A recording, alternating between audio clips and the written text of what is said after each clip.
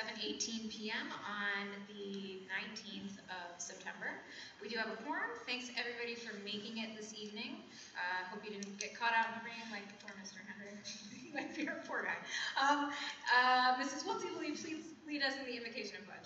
I sure will. Thank you. Let everyone please stand. We beseech you, Almighty God, to bless this meeting of the Board of Education, so guide and rule over our hearts and minds that all our deliberations and decisions may be in accordance with your will and lead to the advancement and welfare of the community of Stratford for whom we serve. Amen. Let's flag and pledge allegiance to the flag of the United States of America and to the republic for which it stands, one nation, under God, indivisible, with liberty and justice for all. Thank you. None. We have student representative reports again. Dr. Sunday. Yes, thank you, Madam Chair. At this time, I would like to invite our principals to give a quick bio and introduce our student representatives to the Board of Education. It's always, we always look forward to hearing student voice. In terms of how we support their works at this time, I'm going to call up first from Bunnell High School, Dr. Katie Graff, to introduce Tara Etienne.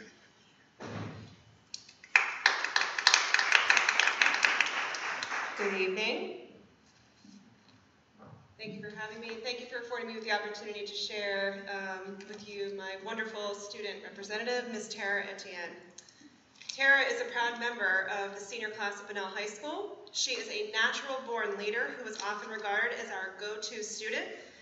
And just today in the office we were laughing, we were going to get her a fourth secretarial desk because she finds herself in the office quite often and is such a tremendous help to us. Tara serves as our student government president, marching band drum major, president of the Ushers Guild, and is a member of HOSA and Living in Color.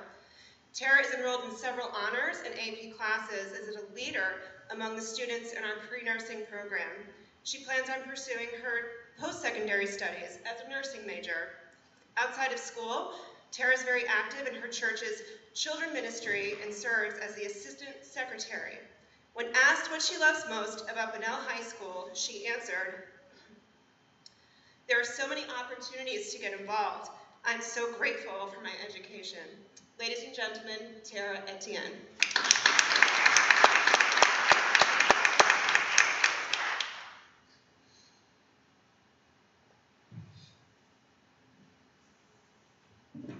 Good evening, everyone. My name is Tara Etienne, and it is a pleasure to be addressing you this evening. I'm happy to report that we have had a very smooth start to the school year. This fall, we welcomed 17 new certified staff members to our school, in addition to a new safety monitor and several new support staff. We have also welcomed 81 new students to our school community so far this school year. Students are adjusting well to the new block scheduling. This has allowed students and teachers to go into more depth of the curriculum within the given class time. We have made adjustments to how students enter the building, which has made our morning routine run smoother. We have also expanded the lunch waves, which have allowed for more manageable lunch wave sizes, thus giving students and teachers more time to enjoy their lunch. This week, Student Government sponsored a Spirit Week in preparation for our first pep rally, Friday, September 23rd. Today, students wore their favorite pair of pajamas.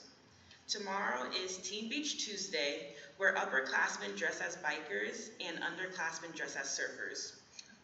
Wednesday is Adam Sandler's Day.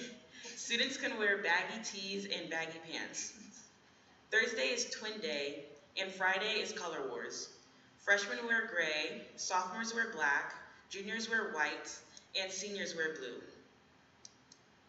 Several upperclassmen are currently working on producing Bunnell's first ever student-run podcast. Each episode will be written, produced, recorded, and hosted by students and will contain things like hot takes on issues that matter most to students, updates that occur in the building, and will also feature special guest interviews. The entire Bunnell community is very excited to launch this new initiative.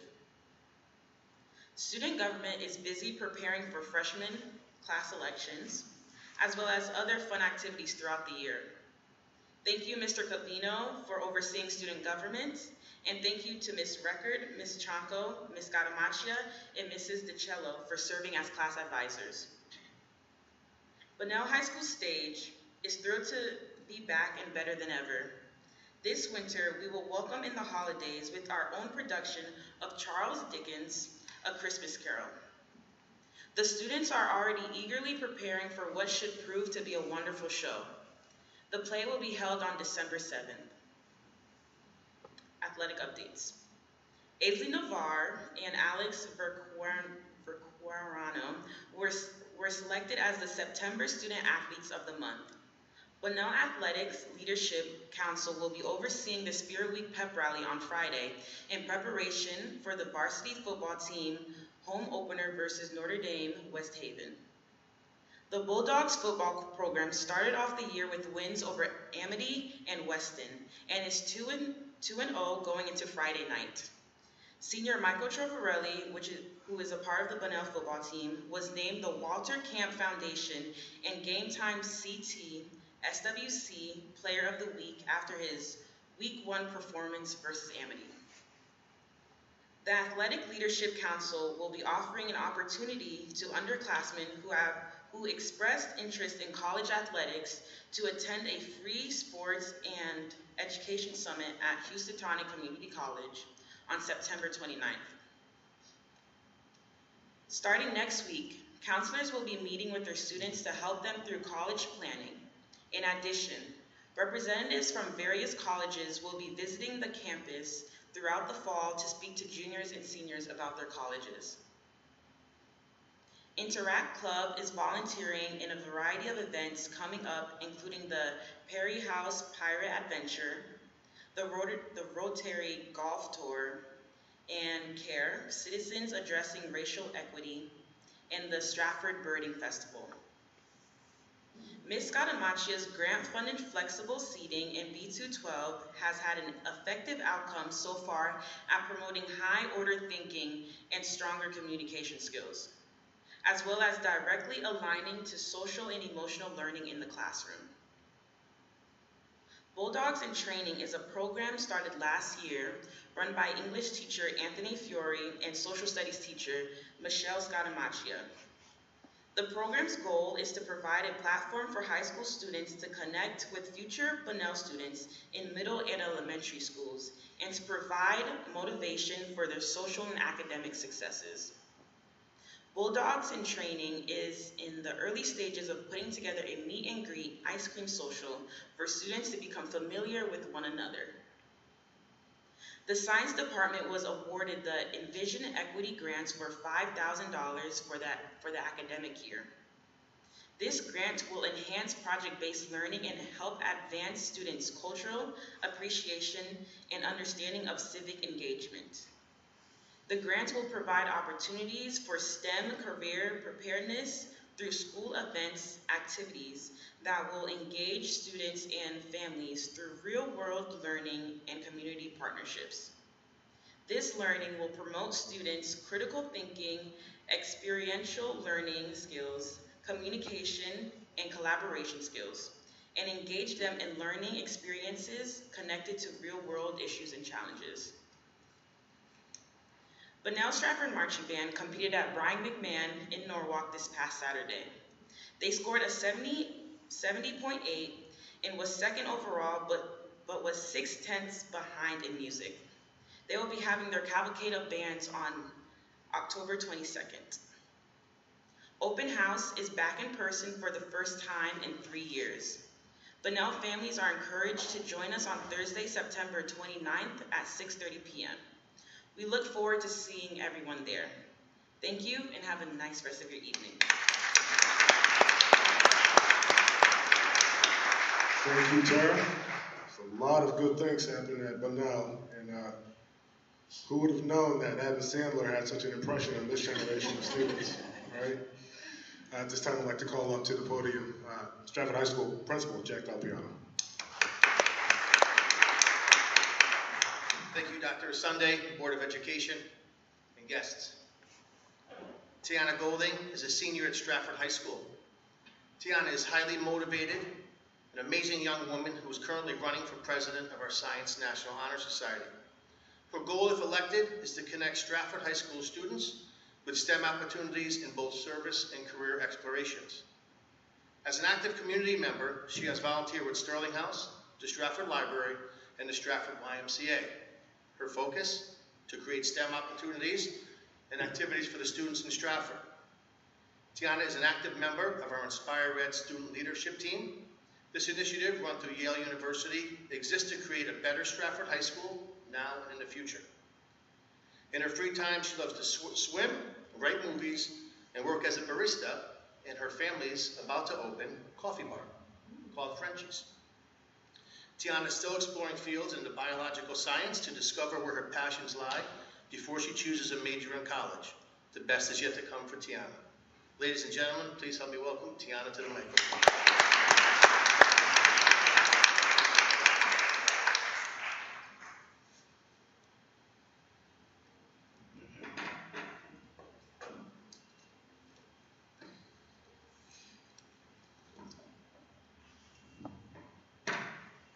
Welcome to the 2022-2023 school year. As you heard, my name is Tiana Golding, and I am honored to be the SHS student representative of the Board of Education for the school year. I'm the president of the Science Honor Society chapter at SHS. Along with other officers, SNHS works to provide the Stratford High students with opportunities in both community service and career exploration. As an active member of Inspire Ed, I work with other students to better the environment of our school and community. We work closely with Mr. Delapiano and Mr. Fiorello to effectively enact change. I am also a member of Link Crew, National Honor Society, and the club founder of the Science Olympia. On August 30th, SHS learned that 5 students were recognized by College Board for their outstanding performances on the school day SAT. Please help me congratulate.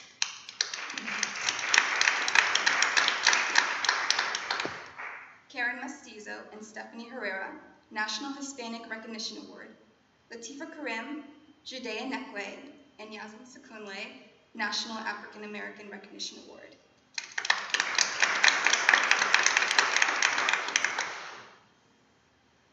We also learned over the summer that Stratford High School wrestlers Nate Nagel and Jake Kizwanis were named Academic All-Americans by the National High School Coaches of America.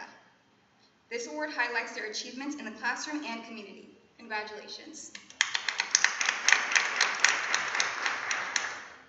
Thursday, September 1st marked the return to school for students of Stratford. We are excited as it appears we have returned to normal, and we are looking forward to the school-wide activities that allow us to make lasting friendships and build school spirit. On September 9th, we learned that Stratford High School wrestling team was awarded with the CAAD Sportsmanship Award for the outstanding display of sportsmanship by wrestler Giuseppe Amat Paredes. Stratford High School will be awarded a banner to hang in the gym for the Connecticut Association of Athletic Directors. On Friday, September 16th, I, along with other Inspire Ed members, met with Mr. Delapiano to begin planning a student showcase to highlight our over 60 clubs and activities that we offer at SHS. We understand that students who are involved in school create lasting connections and build confidence to help them become the best person that they can be. Under the leadership of Allison Lucas and Greg Walsh, with a push from Mr. Delapiano, with a push from me, sorry, we are proud to say that SHS is starting a Science Olympiad team. At a Science Olympiad tournament, students work together in teams of up to 15 students to compete in over 23 events. The events change year to year, covering fields and topics including anatomy and biology, earth science, chemistry, physics, geology, mechanical and structural engineering, and technology. Some events entail taking a test, while others involve doing hands-on laboratory work, or even building and bringing a device to the tournament. This is the first year SHS will participate in these events. The school counseling department has been busy making schedule changes to ensure that all students are appropriately placed in academically rigorous courses and electives. The college application process is off to a good start. Counselors will be going into senior English classrooms in the upcoming weeks to review the step-by-step college application process. Stratford High School will be hosting 2 financial planning and financial aid presentations in the month of October to help educate families on the benefits and the processes of applying for financial aid. 2 presentations will be held to make sure that this information is available to all families. Additionally, in collaboration with Bunnell, we will be coordinating in the FAFSA Challenge, where our goal is to strengthen post-secondary access and enrollment by raising FAFSA completion rates. Sports at SHS are underway, and we were happy to share that we have 282 student athletes competing on 10 teams this fall.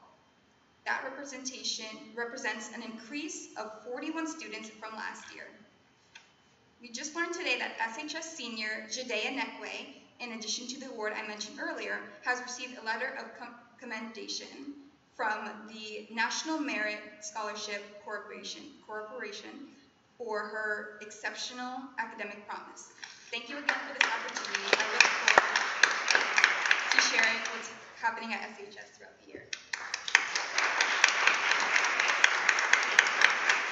Such powerful, confident voices by these 2 outstanding individuals. On behalf of the Board of Education, we welcome your voice to the conversation and the discussion, and thank you for representing both your high schools. Madam Chair? Thank you, guys. We very much look forward to hearing from you each month. Moving on to presentations, Dr. Sunday, Teacher of the Year. Sure. It is my distinct honor to introduce this next individual.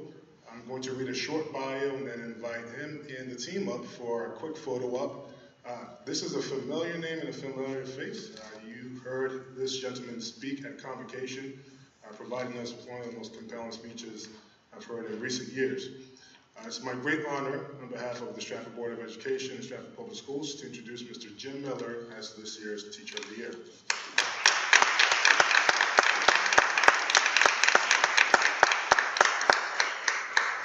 Mr. Miller is our Teacher of the Year with almost 40 years of educational experience, and of which 36 are at Bunnell. A visit to his band room at BHS is a vivid testament to his students, their successes, and the storied history of the BHS Marching Band. These successes have been curated by Jim over the past 3.5 decades. BHS Marching Band has been a state of Connecticut champion pretty much every year Jim has been there. And 17 times since 1986. In addition, the indoor drum line has been state or national champions every year since 2004. But more importantly, Jim teaches his students life lessons and life skills that they carry through their lives. Many of his students were at the top of their classes and have gone on to highly selective schools. Several have become music educators, performers, and composers. And on a personal note, most recently, about 2 weeks ago, myself and a few of our district leaders attended University of Connecticut football game. And I was honored to be able to give a pep talk to the UConn Marching Band. And as I was prepping, I was pacing around slightly nervous. There were 2 students who was standing, there was one student who was standing right next to me, happens to be a Stratford High grad, Alexa Sarah, that name might ring a bell. And then when I was introduced, and obviously our community was attached to my name, her face lit up and she found another performer in the band, Philip Bloom, who is also a Bunnell grad. So our reach as a district is quite far, and again, it's credit to the work that Jim has done, certainly at Bunnell, and Dr. Ryan here at Stratford High. Mr. Miller took BHS to the big screen, or as we say, we went Hollywood this past fall, when he was asked to serve as a consultant and a music arranger for the upcoming Disney movie film Chan Can Dunk, which I believe the film is slated to debut in January of 2023. Between January and April, Between in the early quarter of the new year. they don't know. So the Stratford Public Schools and the Board of Education are proud to congratulate Jim, his wife Karen, and both his children who are BHS grads on this distinguished recognition. So at this time, Madam Chair, I'd like to step downstairs, take a picture, and invite our Teacher of the Year to say a few words.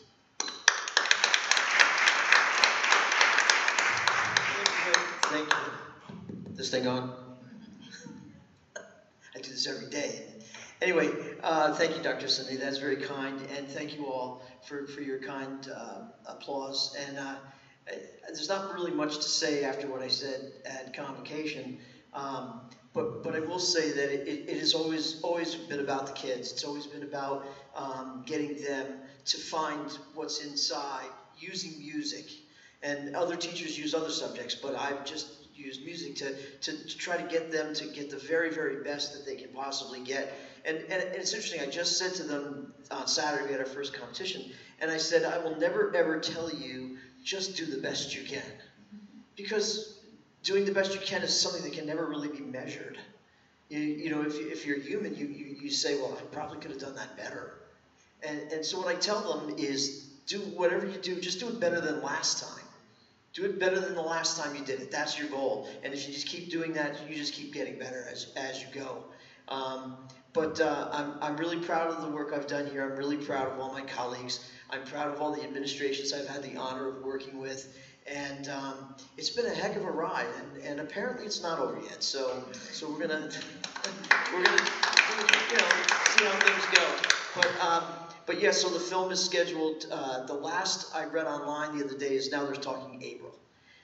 So once we find out, and Disney has invited us to perform at the premiere in Hollywood, at the El Capitan Theater, which is across the street from Mann's Chinese Theater, if you know Hollywood Boulevard. And it's really ironic in some respects because we've done the Hollywood Christmas Parade, I think, 3 times and marched right past that theater every time we've done it. So it'll be really interesting to see if that all works out and if it all pans out. But I'm really proud of the kids. I'm really proud of all they've done. And I've said it many times. It's not me. It's the parents and it's the administrations and it's my family and it's everybody who's supported this along the way and especially the kids. You know they buy into it and that's I'm really lucky that they do. So thank you so much, and I really appreciate it again. Thank you. Well, Mr. Miller, you make it easy for them to buy into what you're leading, so thank you.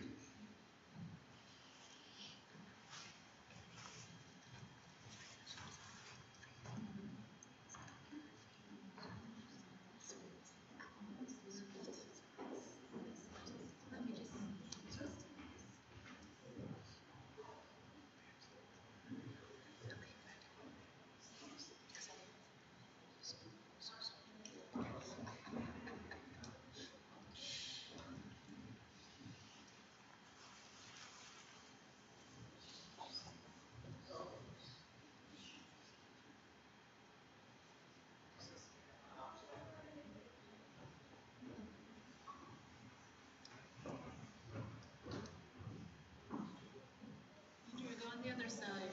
Andrea, other side.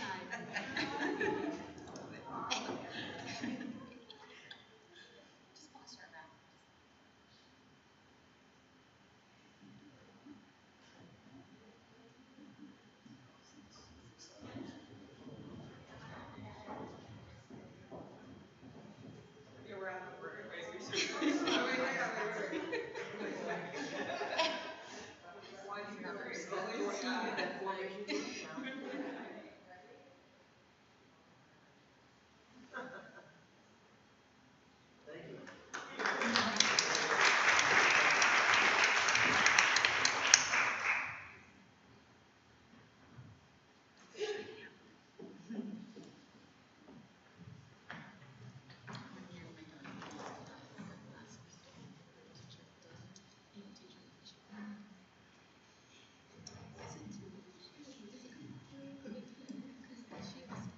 Okay, and I will throw it back to Dr. Asende for our student assessment performance data presentation. Okay, thank you, Madam Chair. At this time, I would like to call up a team of administrators who have been working hard on analyzing our student performance data over the last year. I would also invite our board members to join us in the front row so you don't wake up with any crinks in your neck. Yesterday, I shared with the board some contextual data regarding the state's performance. Today, what you will see is an analysis that is conducted against the state performance. As we all know, the pandemic has had an impact across not just the state, but also the country. What you'll see today is a variety of data points that illustrates and highlights some opportunities for improvements for us, but also highlights some of the things we are doing well. A big takeaway for us is that Stratford is a good illustration of the impact of the pandemic. So at this time, led by Dr. Gaeta, I would like to invite Joanna Najarin-Garb and some of our most outstanding leaders to facilitate the presentation. Please put your hands together. We will go through the presentation. There's a bunch of slides, so hang tight, and then we will field questions from the board. Thank you, Dr. Sunday. So I'm just going to give an overview of what we are doing today as a team. We are going to give a district level, and that will be me. There's a lot of data that I will be sharing with you. But the principals at each level, high school, middle school, and elementary, are going to talk about their level data, but also what are we doing? How are we helping kids? Because my part of the presentation is really the high-level data piece, but really, when we get down to it, how are we helping those individual students? Dr. Gaeta will then end our presentation talking about what are we as a district and as a system doing to support our students. This next slide is just a reminder of where we were from 2017-18, which is where a lot of our data is from. These were the goals we had at the time, and those were before our current strategic operating plan. So that's just to set the context of what our focus was and the kinds of things we were considering and thinking about in our planning. In this next slide, it's a series of a lot of data. So I'm going to spend a little bit of time on this slide explaining what you have here and how it is being shared over the next few slides. The first piece of information is that you will notice the blue is from 2017-18, the orange is from 2018-19, and then there is a gap, and we skip to 2021-2022. And this is because you may remember that in 1920 we did not have testing, so there's no data. Last year we did have testing, but the state is comparing us back to 2018-19 because the last time we had testing, we had remote, we had in person, we had teaching that was remote and in person, we had teaching that was hybrid, so they don't want us going back to 2020, 2021 because there were so many variables. So all of these data points are taking us back to 18-19, which is pre-pandemic. And last year, or the last school year, was in the middle of tail end of the pandemic. And you will see in the trends across the state, so in all of these columns, the left two columns, the first three are Connecticut, the next three are all of Stratford students, and those are all of our students. And then on this particular slide for English Language Arts, which is all of our English Language Arts, Smarter Balance, grades 3 through 8, and the SAT, grade 11. We have a comparison here for females and males, high needs and not high needs. High needs, just as a reminder, is students who are free and reduced lunch, students with disabilities, and English language learners. So it is a measure of how those students as a group are doing. What you may notice is that prior to the pandemic, our males were going up slightly. You also may notice that our high needs students, and they continue to actually outperform the state average. So that even though we're going down, there is a trend, but that is a point of where we have outperformed the state. In the next slide, the left two slides again, left two sets of columns are all students in Connecticut, both Stratford and Connecticut, and then broken out by race and ethnicity. If you'll notice that students as a whole, Asian students, have the highest performance on ELA in terms of as a group. Black or African American and Hispanic and Latino students do have the lowest performance, but if you will notice that in Stratford, we were and are outperforming some of our counterparts in the state. So our students, that group of students is doing better, even though overall they are lower than the state average.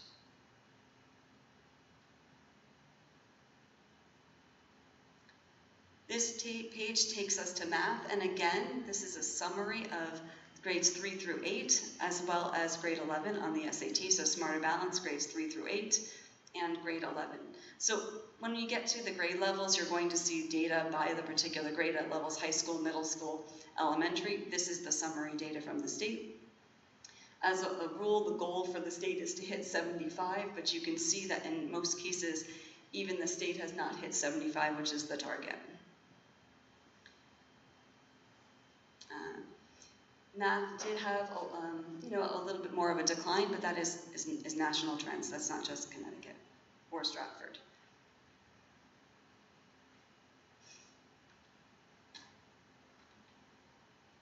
And this is our math data broken down by race and ethnicity. And again, our Black and African American students in Stratford and our Hispanic and Latino students outperformed their peers, even though the trends are down across the state.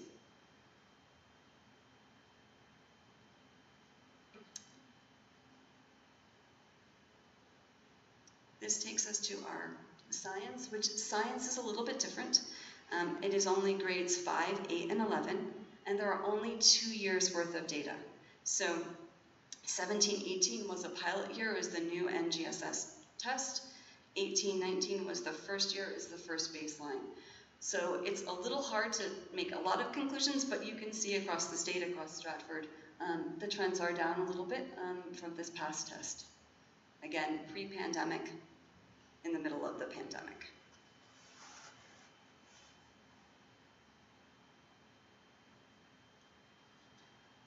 And again, you see some of the same patterns in science across all races and ethnicities.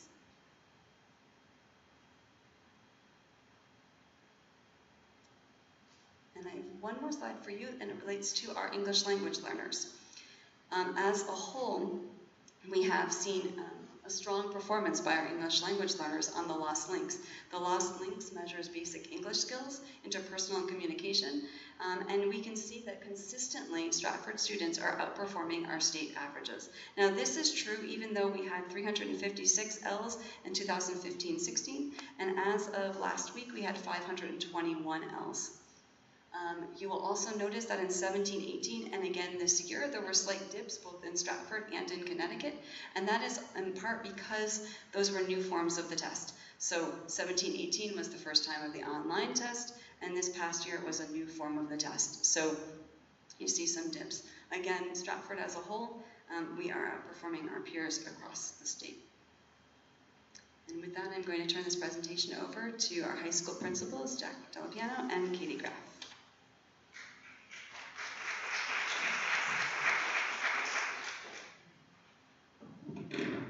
Thank you, Joanna.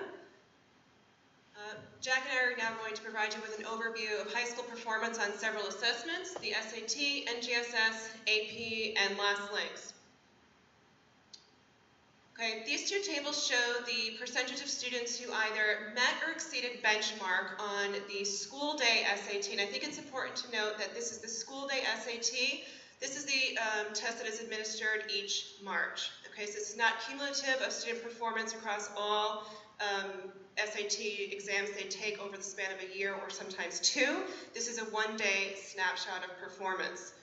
As you can see, there was a steady trend in student performance in math for 4 years, and it dipped slightly this past school year in 21-22. For ELA, we have been looking at a steady decline over the past 5 years, and that is in line with the trend that we saw across the state. Again, this is the percentage of students who met benchmark. That means either level 3 or 4. Despite this decline in scores, I think it's important to note some bright spots that we did see in our data. Bunnell High School, for example, saw gains within the same data cohort from the fall PSAT administration to the spring SAT administration, so that matched cohort. For example, 125 students saw an increase in their overall score, 121 students saw an increase in their ELA score, and 115 students saw an increase in their math score. So again, from the fall PSAT to their SAT exam in the spring. BHS also reports that 59 students who took the 2022 school day SAT entered the Stratford Public Schools between grades 9 and 11. Thank you, Dr. Graff.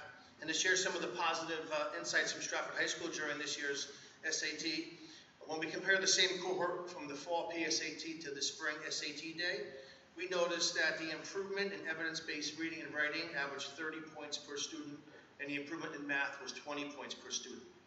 We look back a little farther, those gains were even larger when compared to the PSAT administered to those same students as they were freshmen, which was 70 points for ERW and 50 points in math. And Stratford High School also has welcomed 83 students to the junior class as of last year who sat to the PSAT. So that means 83 of the 260 students who took the PSAT at Stratford as 11th graders were new to our district in high school. As we continue on to the NGSS test, which is the Next Generation Science Standards, we'd like to report, we're going to present common data from Stratford and Bunnell right now, but our scores showed consistency amongst the DCIs, which are disciplinary core ideas, which in essence is a priority core standard for science. The nice thing about this is our science departments at both Stratford High School are going to be using the interim assessments that are provided by the NGSS to collect pre and post data to monitor student progress and growth over that time. This data will then be used to unpack the results and during collaboration time identify strategies to improve our weakest DCIs and then use that same process throughout the year so they can hit on all the areas that are touch base on that test for our students. So we have a really good action plan in place for the upcoming year to ensure that these scores rise as we continue to move forward.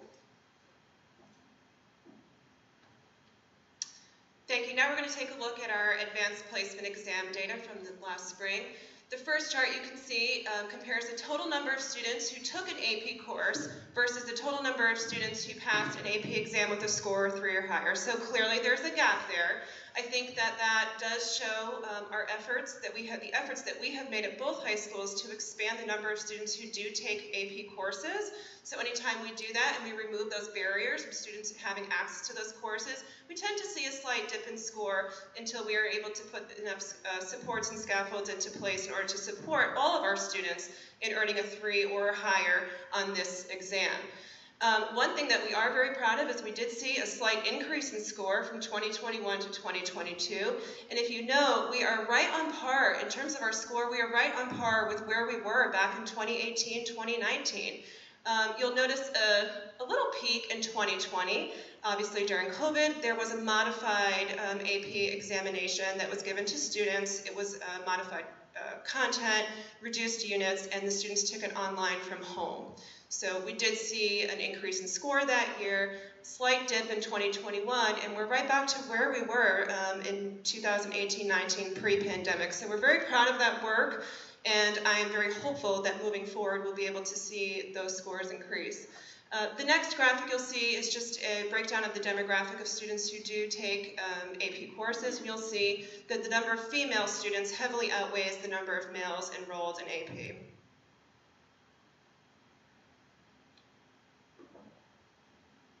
Thank you, Dr. Graff. This slide highlights, as Dr. Graff brought up, the efforts that we have undertaken over the last couple of years to kind of increase access to AP students for all students in our buildings. And as you can see on the slide on the right, the number of students taking AP classes or courses in our Asian, Black, Hispanic, and students who identify as 2 or more races cohorts has increased. Now, and I think that's a testament that schools have done. This slide does still show that our white students are still outperforming the other cohorts. But we believe that our efforts to remove the barriers for access to these courses, coupled with the way we look at data now, is we have increased confidence that our AP scores are going to go up over the year for all students in all cohorts. We focus on all students in all our subject areas, and we believe that the efforts undertaken, coupled with this increase, with the rise we're seeing right now, is a positive thing for all the students of Stratford. And this last piece of data is one piece that we're extremely proud of. Again, our last links broken down by both Bunnell and Stratford High Schools. We saw a tremendous increase in performance from our English language learners last spring. And they are clearly outperforming all of the students in the state of Connecticut. So I think that is worth a round of applause.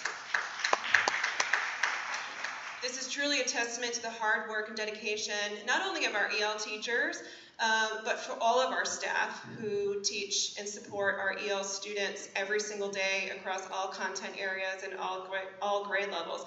And as Joanna mentioned earlier, we have seen an influx of students, English language learner students in our schools, specifically at Bunnell High School. That number has doubled in the last 2 years, and we are very proud that we now have a full-time EL program supported by a full-time teacher and a full-time CIA. And our teachers, our staff are working very hard to continue to support these students, and I think these numbers, again, are a testament to that work and dedication. Okay, so where do we go from here? Clearly we have a lot of work to do, a lot of areas for growth. One of the things that Mr. Delapiano and I are very proud of is that this year, actually starting last year, we really made an intentional effort to collaborate and be aligned with one another.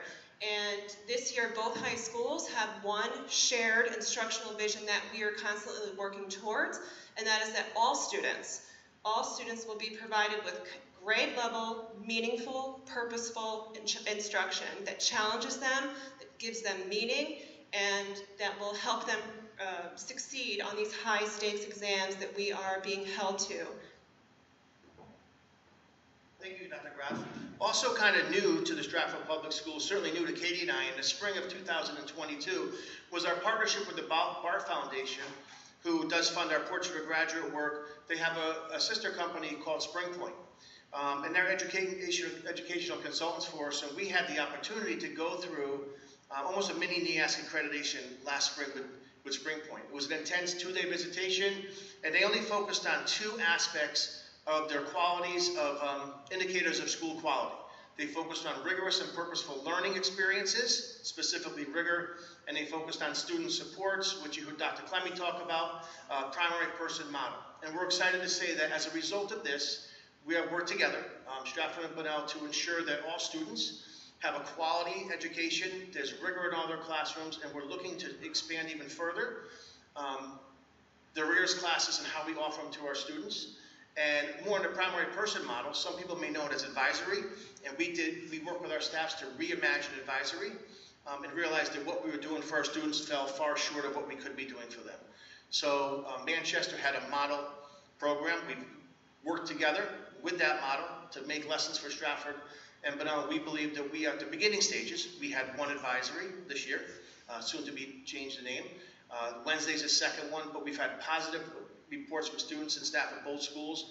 And again, we think that what we can do now is provide each student with a primary person that they can go to, they can count on, they can get advice from all areas of school, from graduation, emailing a teacher, finding out what assignments are missing, everything that we can do to help kids. We are kicking off PLCs tomorrow. Our first half-day PLC will be held tomorrow afternoon. Both schools will be focused on attributes of high-quality instruction. We'll be taking a deep dive into SAT, PSAT, AP, and GSS data. And then throughout the year, teachers will be looking at formative assessments and aligning their lessons to priority standards, which are embedded into lessons, all of which are aligned to the strategic operating plan and the portrait. And as you know, our new block schedule this year, we have a 4x2 block, so we offer 4 classes each day, does provide our teachers with an opportunity to collaborate even more so than in the past. And I know if the early stages of the school year are any indication, the teachers are hungry to collaborate. They're working in an 83-minute block, but they also have this time now, more time with their colleagues, to just kind of, as Katie said, to dig deep into the data, to look at things, and to make education more enriching for our students. And lastly, we have expanded our SAT preparation across both high schools. Both high schools are offering a new SAT prep course. So far, so good. It's going very well. Great feedback. And we are also going to be bringing back the SAT prep after school course that was very successful last spring. And with that said, we're going to turn it over to our middle school colleagues. We have Greg Regas, who I had the honor of working with at Flood Middle School, and Andrea Fonseca, who I hired as a reading teacher when I was a principal at Flood Middle School. So welcome to the podium. Thank you.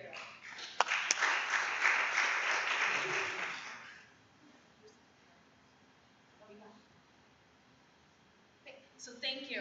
So we are presenting our data, just like high school did on our Smarter Balanced performance, ELA, and math, and our next generation science standard assessment performance, and as well as our last links data. Thank you. So as you can see, our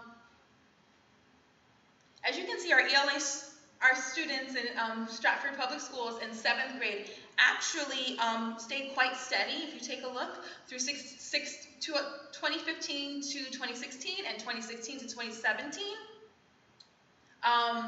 And then there was a little bit of a dip in 2017 and 2018. As you can see, if you take a look, our 2018 data shows a huge increase in our ELA performance. With that came along a lot of, what happened was our curriculum was developed with a lot of student agencies. Our students were able to set goals for themselves, select their own reading text, actually see diversified text in their classrooms, and that's what we can attribute to that increase there. Obviously, there was a decline with COVID, but even if you take a look at our 7th grade data to our 8th grade data, there is still, we get them in 7th grade, and they come into 7th grade with wonderful content knowledge, great reading strategies through our reading coaches that we have here in our elementary schools. But once they get to us, you can actually see a growth from 7th grade. They come to us, and then they continue their growth in 8th grade. So as they progress, with this goal setting, with the student agency, with the actual reading interventions that we do have in our middle school, we have about three reading teachers who provide reading intervention. We have a reading coach who also comes in and makes sure that at that time our teachers were able to provide instructional practices that will really facilitate learning for our readers. So that's where you can attribute our growth. Clearly there was a drop, but we also see that consistently changing as we go on. My heel is getting stuck. I'm so sorry. I don't know how you did this, Katie. But as we go on, we anticipate seeing growth because we're going to continue with the same model, interjecting more and more intervention time and working with our teachers to work on their data analysis and data-driven decision making. And I'll give it over to Greg. Mr. Regas, rather. Sorry. Talk about our math data now. Thank you, Andrea. Our math data, you can see some similarities to our ELA data. While we would love our math scores to be higher, obviously, you do see growth year to year. If you take a look, starting with 15-16, and then into 16-17, the gray bar representing 7th grade, and then in 15-16, and then jump over to 16-17 with the goldish bar representing 8th. You can see that there's growth from 7th to 8th grade across the board. And we attribute that to many different things, throughout the math interventions that we do have. Within the classrooms, our iReady curriculum, which is a K-8 curriculum, so our students come in and they have been exposed to the routines and procedures, through elementary school and up into middle school. There is one on the growth target on the left-hand slide there, one larger increase in math from 18-19 to 21-22. And that is something that we really need to build upon. As you'll see in the elementary slides, they've been hitting and exceeding growth targets over the past few years, and we think that we're seeing that come up to the middle level, even with the pandemic there in between. So as we move forward, we're excited. Andrea talked a little bit about our reading interventionists. We have had 3 for years at the middle schools, and we have a math interventionist here. We have one at each middle school, and we really think that position is going to have a great impact on our math scores across the board. We're excited for that. We also plan to continue the data conversations that we've had with our math teachers and our STEM coordinator to look at data, to look at their iReady data, and see how that can inform their instruction. And we're also going to continue with consultants from iReady. They come in and speak to our and meet with our math teachers periodically to strengthen our Tier 1 instruction, which will help us across the board.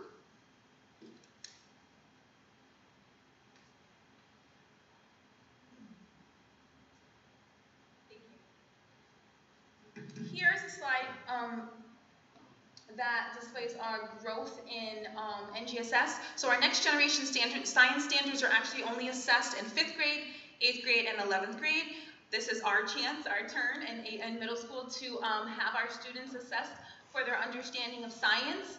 If you take a look at the left side, you can see the Connecticut growth, and you take a look at the right side, you see the Stratford growth. Now, clearly, Connecticut is outperforming Stratford, and that is clear. But if you take a look at what we've done from pre-pandemic, obviously Connecticut was scoring higher than during pandemic. But if you take a look at what we are doing here in Stratford, you see that we have grown from our pre-pandemic stage and outperformed in our 2022. So while Connecticut has obviously achieved higher rates, if we continue on this growth, the trajectory that we're on, we actually will see that we may be outperforming Connecticut if they stay on their trajectory. So that can be contributed, I stopped looking at my notes, I'm so sorry.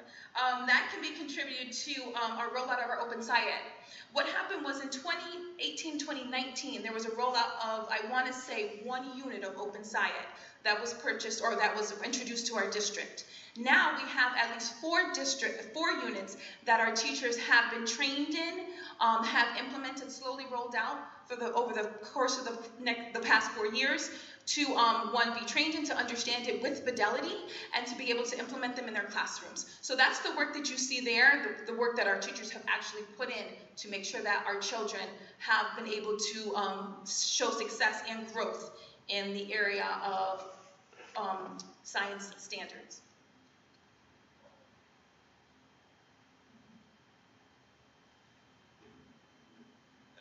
Middle level lost links, much like Joanna described at the district level and what you saw at the high school level, continues to outperform the state and stay consistent over a very inconsistent time in the country.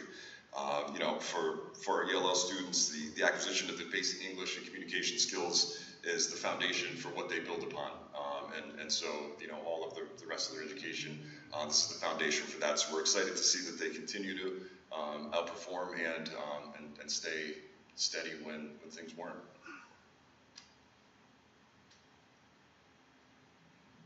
And so our roadmap for success has some similarities to what you heard in the high school level. The collaboration between Flood and Worcester has never been greater. Over the past 2 years, we really have come together as not only an administrative team, but also teachers as well. They see us collaborating more and talking and having meetings together, and it really trickles down to staff, when they're planning curriculum, developing new ideas, and even just, emailing during the course of the day. Oftentimes, hey, I spoke to so-and-so at Worcester, and this is how we're gonna, roll it the next unit or the next lesson, and that's, it's amazing to see it. And those of you who have been around for a while, it wasn't always like that between the middle schools. There was a sometimes not so friendly competition that went on, so we're excited to be more collaborative, and it just becomes, it's a more unified middle level education for our students than 2 separate schools. I would definitely concur. I think our 2 administrations are working very well together. As far as our focus on our Tier 1 instructional practices, as we already know, I think that's already been discussed, our emphasis on our high quality instructional practices in our classroom. That's the thread of what we do all day, every day, and that's how the vocabulary that we've changed throughout our building and throughout the district to make sure that our teachers understand exactly what is necessary to be done in our classrooms to ensure that our children are growing as learners.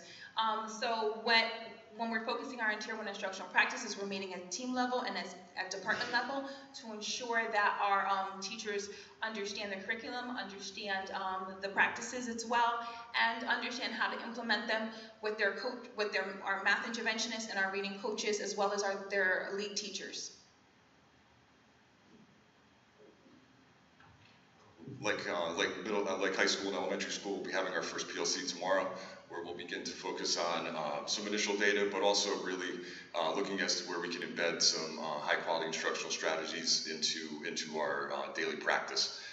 The middle level, again, trying to be consistent. We've pulled out a few that we're going to focus on as a middle level for our teachers to really, dive into and see, how it can affect their instructional practice and what they do and how they do it daily.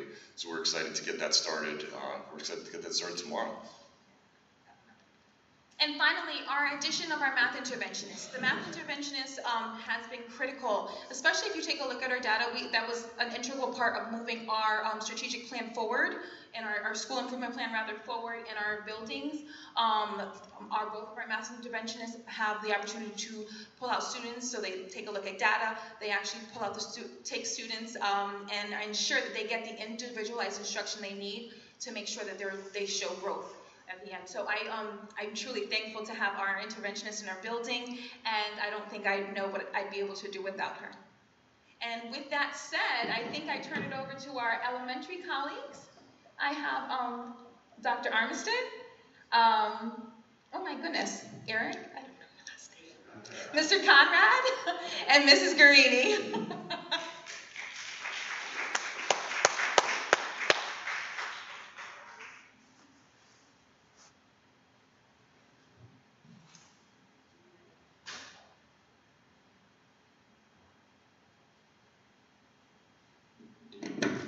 Good evening, everyone. Presenting for elementary will be my colleagues, Mr. Conrad and Mrs. Guarini, and myself. I will cover the data for English Language Arts, followed by Mr. Conrad, who will cover the math portion, and Mrs. Guarini will speak to the NGSS, Las Links, as well as she will speak to how we will move forward on the elementary level. Okay, let's begin with the ELA SBAC proficiency scores, where we are currently. As you can see, the bars represent the school years dating back to 2015-2016 through 2021-22. And when you look, you see that grade 3 shows a steady increase of students meeting grade level standards. Then there's a dip in 21-22. And obviously, the dip represents the regression among students that we anticipated would happen given the pandemic. Grade 4 is initially on par with the state, then shows some fluctuation, as is with grades 5 and 6, the number of students meeting grade level expectations.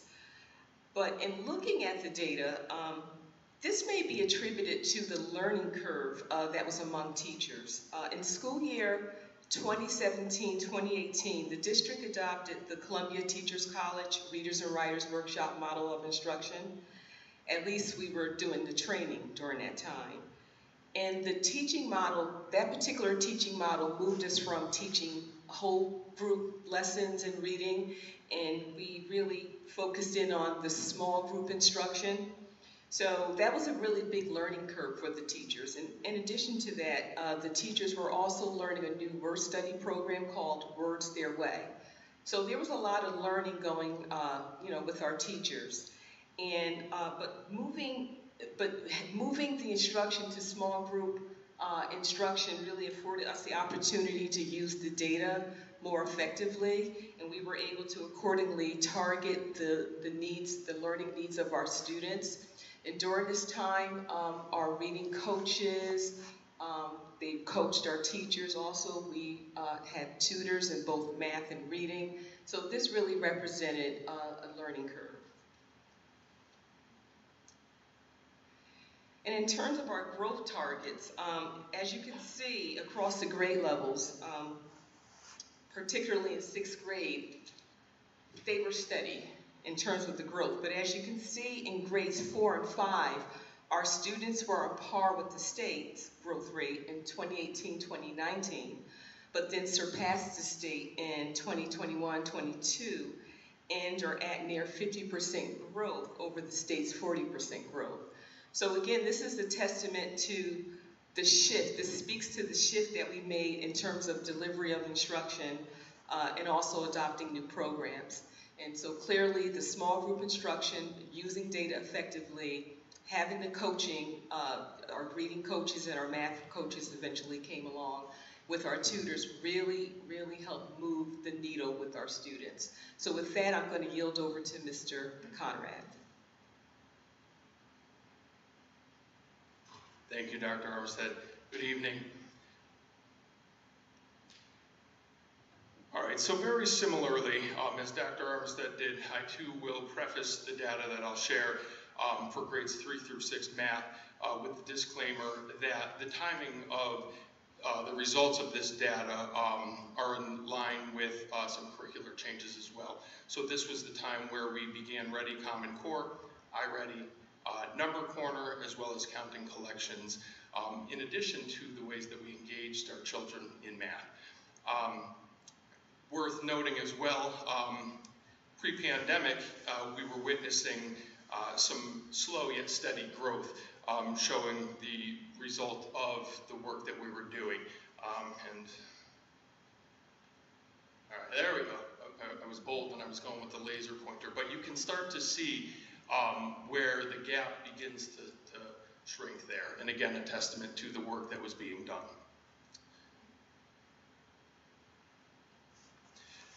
Here we have a chart that illustrates the percentage of students in grades 3 and 4 who scored either on goal or advanced on the math computer adaptive or performance task tests. Additionally, this slide demonstrates a yearly math comparison of Stratford children in grades 3 and 4 with the 3 and 4 cohort of the state students. Based on the 5 years reported, this group has performed approximately 5 to 10 points below the state group and has hovered around the 40% proficient mark. With that said, once again, when we look at the work that's been going into programming, teacher training, we are starting to realize the benefit of that in the fact that our students are starting to perform at a higher level. Similarly, this next chart shows the same comparison, but with children in grades 5 and 6. Again, the performance of Stratford students in grades 5 and 6 has been approximately 5 to 10 percentage points below the state. Again, similarly, changes in terms of programming. But most importantly, next slide, which there's a lot there to look at. On the left, that is percentage making the growth target. So different than the actual percent proficient, but looking more at the growth. On the left, that is the state for the period of years. On the right, we see Stratford. Again, this shows students meeting a set growth target. Grade 3 is not included in this because SBAC starts at grade 3, so there's no comparison there. But of particular interest, please note that beginning around 2016 for Stratford, our growth rate has been steadily increasing in comparison to the state. As a matter of fact, when we get to 2021, 2022, we're around 5 to 8 growth points higher than the state. A little bit difficult to see on this graph because if you notice, the state is compared, they're hovering just below or at the 50% mark. Ours goes up to 60. So again, tremendous growth that we're seeing. Something I feel worth mentioning. The data we're sharing is a beginning point of a story. While we look at this and it's evident we're not where we want to be yet. But what Mrs. Guarini is going to share after me outlines the tremendous opportunity that we have in front of us and what's being done currently, and really with the goal that this is good, but we can be great.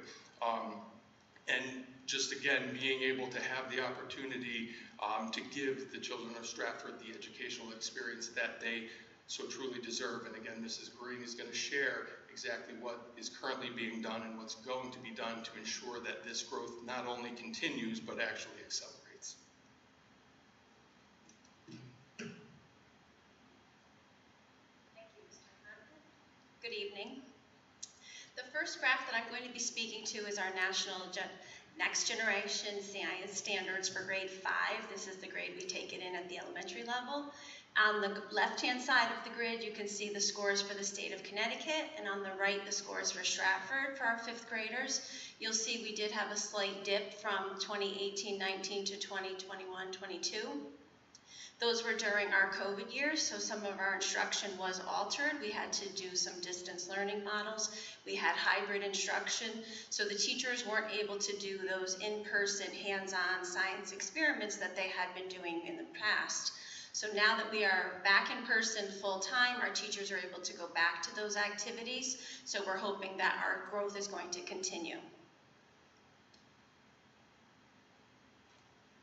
In terms of our last links performance, these 3 graphs, you can see a progression over the years. While we are below the state average in our younger grades, kindergarten through 3rd, you'll see that starting from 4th grade, we are above the state average. And that trend does continue through middle school and high school. And keep in mind, when we get our youngest learners, sometimes they have very limited English proficiency, and it does take some time to adjust to the climate, to this being in elementary school, just being a student. And we want to take the time that it needs just to have that adjustment made while they're learning their beginning English skills. And then in the upper grades, we start focusing more on that academic vocabulary, and then that continues all the way up through the middle school and high school levels. So I'm very pleased to share all of the wonderful strategies that we are doing at the elementary level. While I am one person up here speaking, I'm speaking on behalf of all of the elementary schools in Stratford with all of the work that we're doing. Once we do receive our data, there are several steps that we take to drill down even further. We take a look to see which students score in each of the 4 scoring categories.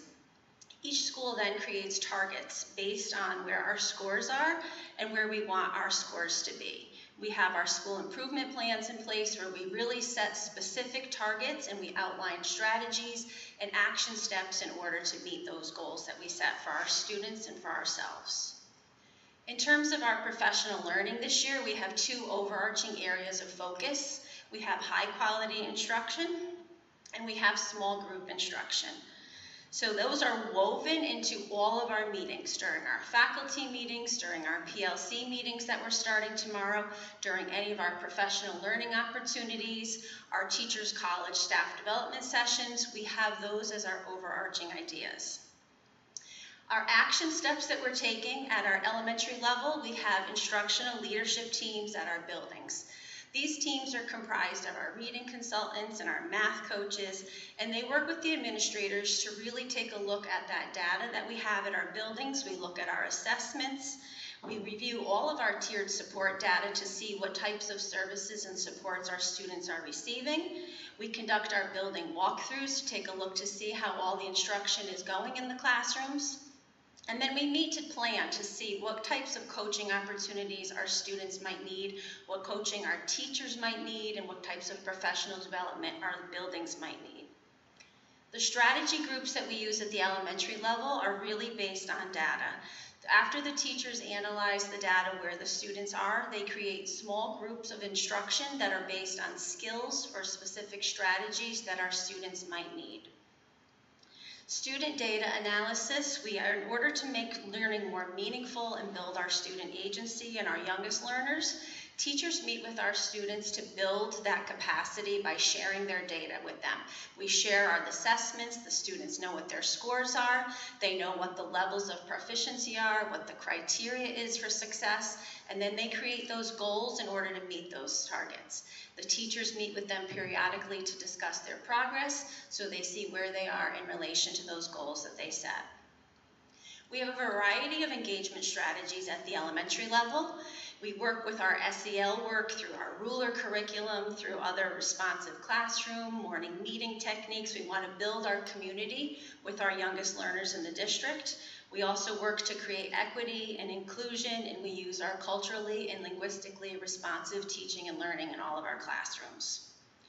We've also begun working on our portrait of a graduate work at the elementary level. We have been sharing the competencies with our students. We will be working with the rubrics so that our students know what the criteria is to meet mastery in each of those competencies, and they can start setting those targets as young as kindergarten to see where they want to be when they graduate high school. So I was very happy to share with you all of those strategies that we're working on. Hopefully you're able to see that through line that we're starting with our youngest learners in pre-kindergarten and kindergarten, and how it progresses all the way up through high school. So thank you for your attention.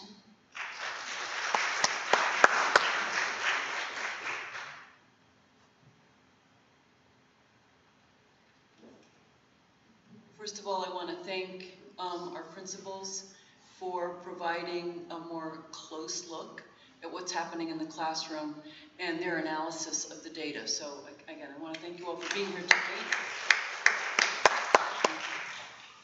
So just to further the conversation and really deepen the conversation, probably a number of the things that we're going to talk about from here on out are things you've heard about. If you haven't specifically participated in the strategic operating plan groups that went forward, you'll recognize, those of you who have, will recognize some of the language that's up on the slide right now. The effort and the different categories that will support us in meeting our mission are listed here. So an area of well-being, making sure that our students are in the best place possible in terms of social emotional learning, the efforts and the activities that are scheduled and planned for the next strategic plan. Meaningful learning, that's a term that you heard our principals speak about, and the efforts that they're making in terms of helping students to be engaged in their learning and to benefit and grow from the activities that are happening in the classroom. Exceptional professional talent. We're looking as educators to always improve. Continuous improvement is why we're in education, personally as well as professionally and for our students. And the way that our students get better is when we get better. And so there always is effort made to try to find that specific resource, that specific strategy that's going to help our students to meet the needs, or to meet the needs of our students, but also to help our students be prepared for the world that they're going to step off into. The family and community partnerships. This is something that Stratford, I just personally, this is the 5th school district I've been in, I haven't seen the strength that I see in Stratford and the connections that I see with our community partners. The offerings that they give us, the availability that they have for our children is really remarkable and outstanding. And we want to continue to grow those relationships. And a plan for future success for our students to not wait until they're at the high school level to begin thinking about what's next, but to begin this process systemically. And that I believe is something that our principals also have been working very hard on. Even a mention that Noelle Guarini just made about beginning to think about what a graduate from Stratford Public Schools looks like when you're a kindergarten child. You know, developmentally, you know, we look at ways to do that for our students and to be continually preparing them, not waiting until they're ready to step off. Our Alliance plan you've heard a lot about, and the plan itself, when we apply to the state, there are certain categories that we try to build and look at to see what's appropriate for us as a district. So the climate area really touches upon several things that we were hoping to achieve for our students and for our staff. Specifically, we're requesting through this plan resources to ensure a safe and welcoming environment, and an environment that supports students and engages students not only in their schoolwork, but in their community. So we're looking to engage families as well. In the academic area, we're looking for student academic supports, including after-school programming, as well as populating the district database warehouse. This is something that we've had for a while, but identifying not only the current assessments that we're using to monitor student progress, but looking to see if there are others that are appropriate now and more effective for what our students' needs are. You've heard that our student multilingual population has been increasing. We need to respond to that, and rather, the better thing for us to do instead of responding is to be proactive for that. And so putting in place and looking and planning for how we're going to help all of our students be successful is hugely important. That includes increasing the dialogue and the collaboration between all of our educators to meet not only our multilingual needs, but also our students with exceptionalities as well. And in terms of instructional leadership, again, you heard that in some of the presentations by the principals.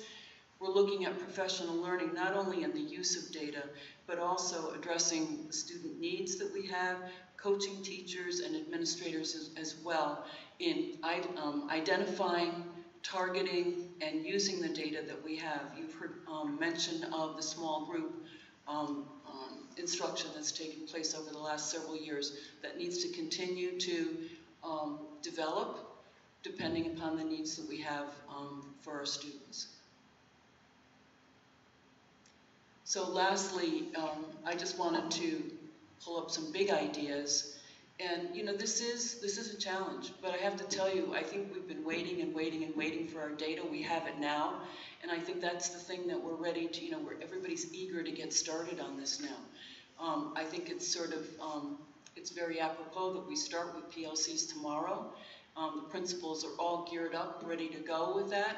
We did a lot of work in our administrative retreat, not only for the principals in the buildings, but our district staff as well. So we're all planning for that time. We appreciate that time, and we plan to utilize every bit of it to the best extent that we can. So aligning our efforts, you've heard about instructional leadership, you've heard about climate, you've heard about academic success, helping our students plan for success. So aligning ourselves not only in our strategies, but also in our data. And so fully populating our student data warehouse is our goal for this year, making sure that all the data that we need to help students be successful is available to the teachers and to the individuals who are there to support our students. Engaging not only our students, but also our families, so that they can help us in providing what their children need, informing us, having meetings about what's most appropriate, but not only asking for information, but reaching out when we notice that there may be some concerns. Instructional leadership, I mentioned before, for us as leaders, all educators as leaders, to continue to grow and look for ways to help our students be successful.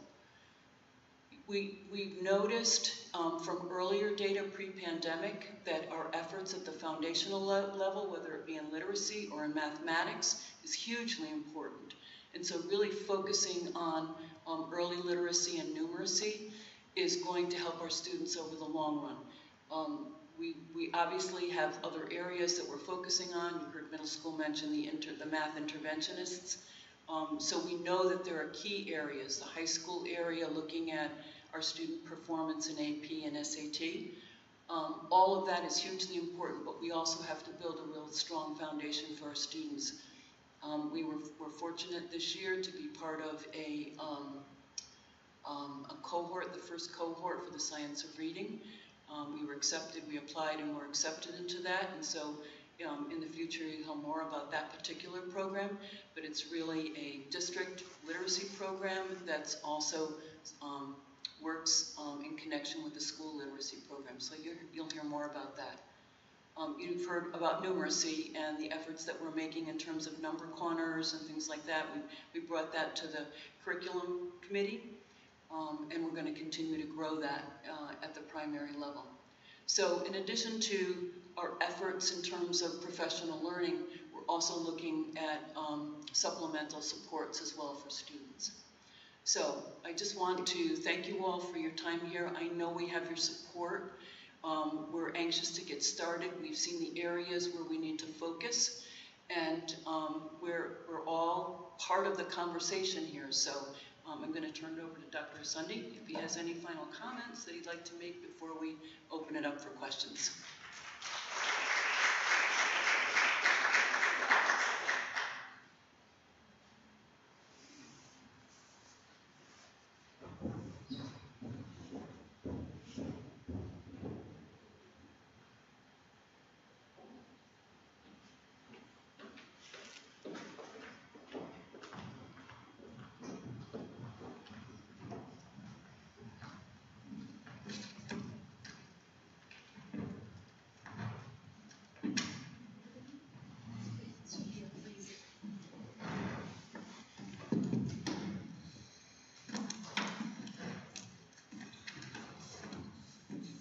First of all, thank you so much for that extremely informative presentation, all of you. I really appreciate the work that went into that, and it was certainly an interesting half hour. So thank you. And before I get started with questions, might I ask if we could receive a copy of all of those slides so that we can more closely look through them.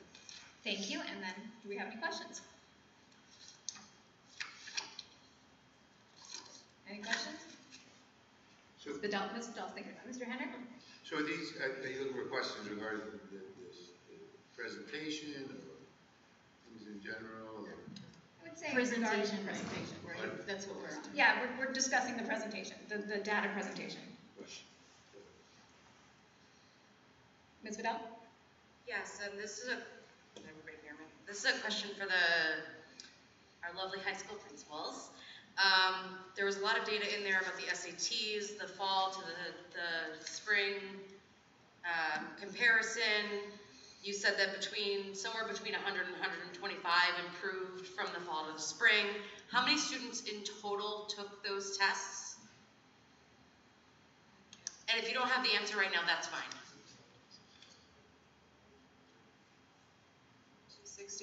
260 and 244 respectively. I'd have to go back and just make sure those are exact numbers. I believe it was 50 of the 350. Yeah, but one was labeled as percentage. That was a percentage. So you're right. Our numbers are closer to 40, right around somewhere in the low 40s of our pass rate, and that number needs to increase. Okay, so just to see those numbers would be great. Absolutely. Thank you. Yes, Ms. Carol Fabian. One of the things I noticed was the discussion about the PLCs that will be happening starting tomorrow. And there was a lot of talk about the alignment of, the collaboration of the two high schools together, the middle schools, and as well as all the elementary. I guess my question is, for PLC days, are those being aligned across the district per level? So that's high school, middle school, and elementary.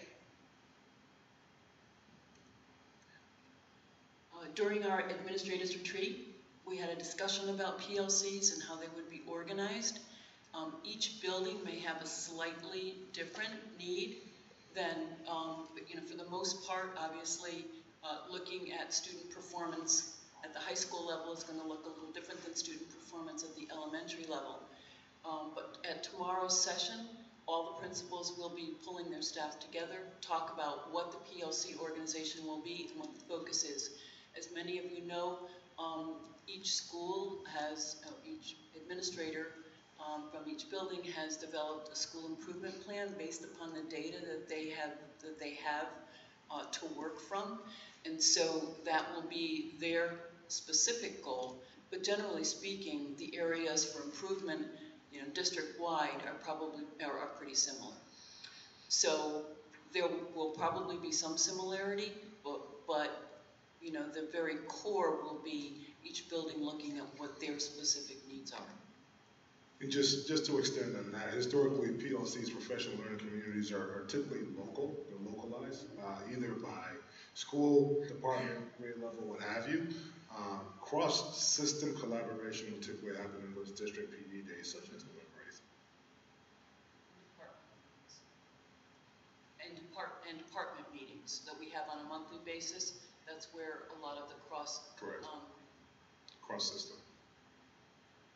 Ms. Fabian, tomorrow both schools' presentations will be mirroring one another. The department heads and the administration have been collaborating for the past several weeks. And again, both of our staff will be looking at specifically SAT data on the College Board and really diving into that, and then breaking off into departmental work and then coming back together. So the two sessions will mirror each other. Thank you, Dr. Groth. No, that's what I kind of figured. I think it's more, trying to think of the word I need here. Perhaps it's like easier, right? Not easier, but for the high schools, right, you have different subject areas, different, to collaborate and be kind of on the same page and going toward the same, you know, end goal. As well as like the middle schools, right? They can go by their specific course or subject area. My question was more for like the elementary, because you are talking about vast grade levels and so many buildings. I just wanted to kind of make sure that all of our elementary schools are kind of working toward the same goals and kind of being offered the same opportunities during those PLC days, rather than some schools are working on, you know, one area and then another school's working on it. And I know they have to focus on what's their need and their growth to their specific school.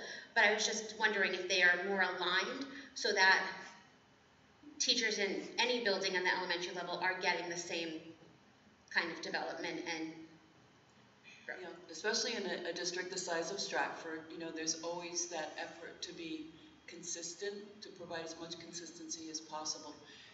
You heard a number of people speak about high quality instruction and that the importance of that, and so talking about strategies to help students be successful. But the thing I think that I think about right away in trying to help us align us is our strategic plan, because within those categories of the strategic plan are specific areas that we're going to focus on. And I think, you know, I know that all the principals have built their SIP, their school improvement plans, in alignment with that plan. So I expect the conversations to be similar.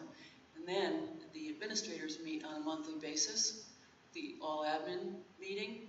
And so, you know, there's an opportunity for us to have those collaborative dialogues about what people are seeing or what the administrations are seeing in different buildings. So that's where we do have some time to collaborate and discuss successful strategies, other areas of concern, you know, that we can brainstorm possibilities for. Right, so, and I would extend on that, on what Dr. Gate is sharing with you. I think one of the themes as a response to some of the academic needs that we have, one of the themes that pops out quite pronouncedly is this need for alignment. You know, when I first arrived, and I know I sat with Janice, Amy, Andrea, we spoke about how we have 13 different schools, and at any given point in time, 13 different schools might be doing something completely different. So over the past year, you've probably heard me speak about whole systems alignment, and oftentimes it starts at a very nuclear level. Over the last couple of years, through our administrative retreats, we've been very intentional as we drafted SIPs to make sure that our principals and our leadership teams get together in cohorts. So we did that last year, beginning last year, right over here at the Stratford High Lecture Hall. And then we exited the year at our spring retreat, leveraging consultancy protocols where each pod or each pair had a chance to sit in a breakout room and give feedback on what was successful and what was not successful. Throughout the course of the summer, against the backdrop of the SOP that was constructed through crowdsourcing with community partners, family members, administrators, teachers, I gave the directive to our administrators to make sure that everything feeds into the SOP. So you'll find some customized SIPs that are grounded on their local data. However, we switched it up a little bit this year. Instead of having triads at the elementary levels, we did it with quads, and then we matched up the middle school and the high school But they began those conversations, so there should be some similarities. And knowing that we could not necessarily match them up through PLCs, it was important that we did that prior to our start back for the administrative retreats. Last year, there should be a midway point where we get a chance to check in. Last year, we couldn't do that. As you know, the pandemic hit us pretty hard, and we were scrambling to get staffing. So we couldn't really leverage that at a mid-year point. We do think we'll be able to do that this year, but there's a series of different structures that we're using to bring people together to collaborate. As you take a look at our data, it's very clear that we have a good deal of work in front of us, okay? Now, the irony in this is that the data, as perhaps the best way I can characterize this, some of it is not pretty, most of it is not pretty, but there is certainly some bright spots there. The data itself has faces on it, every one of those bar graphs. So it's not just a bar graph for the sake of making a presentation. These are students. We have some bright spots with our second language learners, who represents about 345 of our kids at the elementary level. And again, at the secondary level, they're showing obvious signs of stability and performance. However, and I'm not sure if anybody has that clicker, if you look at slide number 6, which speaks about our external gaps that exist between us and the state of Connecticut, you continue to see that pronounced disparity for students of color. Okay, for students of color, it's clear. So while our students of color in our district are outperforming the state, if the starting point is quite low, it's still not a good standard for us here in Stratford. So we will continue to work on this work. As the board knows, our student of colors represent about 70% of our student base. So when we start to talk about the priority focus area and the SOPs, such as meaningful learning, you know, that concept takes on a whole new meaning. For me personally, as I look at this, I believe Eric Conrad mentioned this. He said we have an opportunity here. We have an opportunity to do some things that I think can be transformative. I do feel confident that if we execute on the things that we have in place right now, we can start to see some narrowing against the external gap, which is how we compare it to the state. I think the work that we have to do internally to really narrow the achievement gap, it's going to take a few more years. But as I consider our district, I would say in spades, some of the essential elements for improvement are there, okay? And it starts with the hardworking professional staff. I don't think I have to explain to the board how hardworking our staff and our professional community are. One of the things that I think we need to continue to capitalize on, and Mike Chiarello and I this summer, to start the summer, we were having a conversation. And one of the things that he brought up, and I agree with, is this notion of how do we get our children to want this more than they do, right? How do we, that's a prevalent conversation with our professional staff, right? How do we get our kids to want this more than they do? And I think we just have to keep talking to them about it, keep talking to them about the importance of this, but more so, continue to have these conversations with our families. If we are to do this as a community, it truly is going to take the entire village. We will have to enlist our families as partners. We'll have to bring them to the table and start to set goals. Have them reinforce the things that we are saying are going to be important to us, not just as a district, but for each child. And continue to push the play button on this. But we are on our way. I feel very, very good about the plan that we have. I feel excellent about the professional community that we have. And we have a real chance to make an impact this year. Thank you. Any other comments, questions? Yes, Mr. So this would be a question for either Mr. Ruggiero or Mr. Delapiano. Behind us, the AC unit has been blowing the entire meeting. I know the ladies are on either side of me are freezing, and I know I'm a little chilly myself, so I don't know if there's any way you can turn it down or off. It's literally been blowing 3 hours straight. The simple answer right now is no. The air conditioning auditorium is set for max capacity, which is 550 people, 565 to be exact. So therefore, when it's on, it's cooling for full capacity. As far as I know, we don't have any ability to control it, which is pretty standard for the rest of the building. Rich, do you have anything you want to add? Just so you know, Mike told me earlier that it's still pretty warm upstairs in his classroom. Yeah, we're trying to figure out a way to get some of this air up to the second floor, the other side of the building. Thank you, Mr. Henrik. It was a good effort. I appreciate it over here. with the new school, we'd have a little better control. Any other questions or comments regarding our presentation this evening? Yes, Ms. QP. All right. I have a few. Okay. I seem to talk a lot for a quiet person. Okay, so first, I really want to thank the team for this presentation. You did a great job. This information is super, super valuable for myself, and I'll just say for all of us as we go through this work. And, you know, the data itself, I would imagine, you know, it's hard to present and not take some of this personally, right, as your profession. So really, thank you for coming up and, you know, being brave and, you know, showing this data. And it wasn't all bad, right? We saw those highlights as Dr. Sunday referred to them. Okay, so in my notes, I have that it's clear, right, that you're all doing something that is allowing you to see that what we've been doing isn't quite good enough.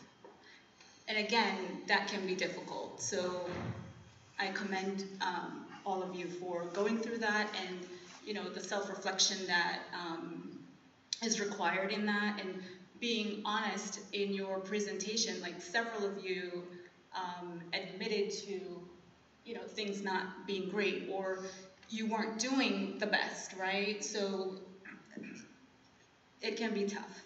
A question I have here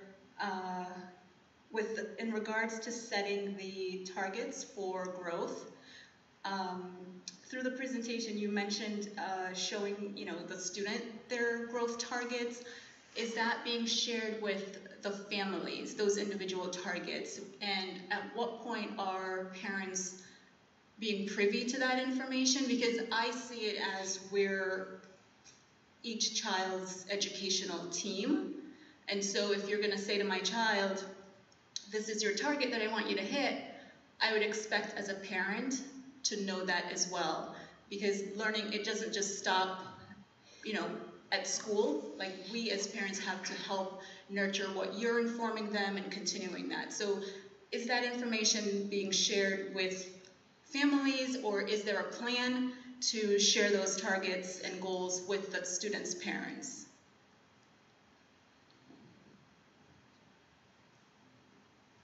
Let me just describe the growth target first before I pass it along. So each level of performance within the Smarter Balanced assessment has a range. You know, so let's say one range might be, you know, 2,025 points to 2,075 points or something to that effect. And the growth target is the number of points a child would have to acquire to move to the next level, or a reasonable distance for them.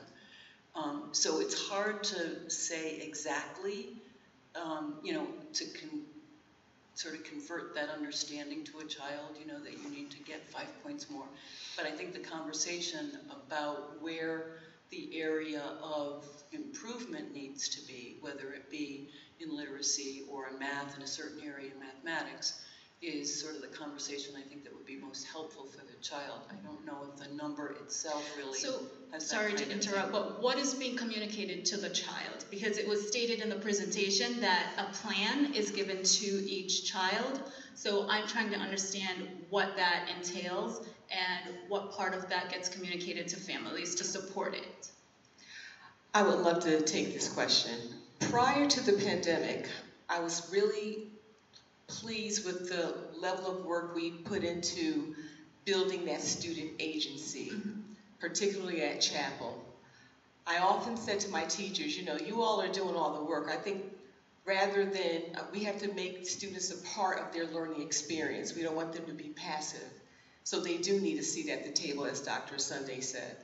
So what we've done was, you know, the teachers at the beginning of the year, we would establish our baseline data for reading, you know, for math, and also we have the writing.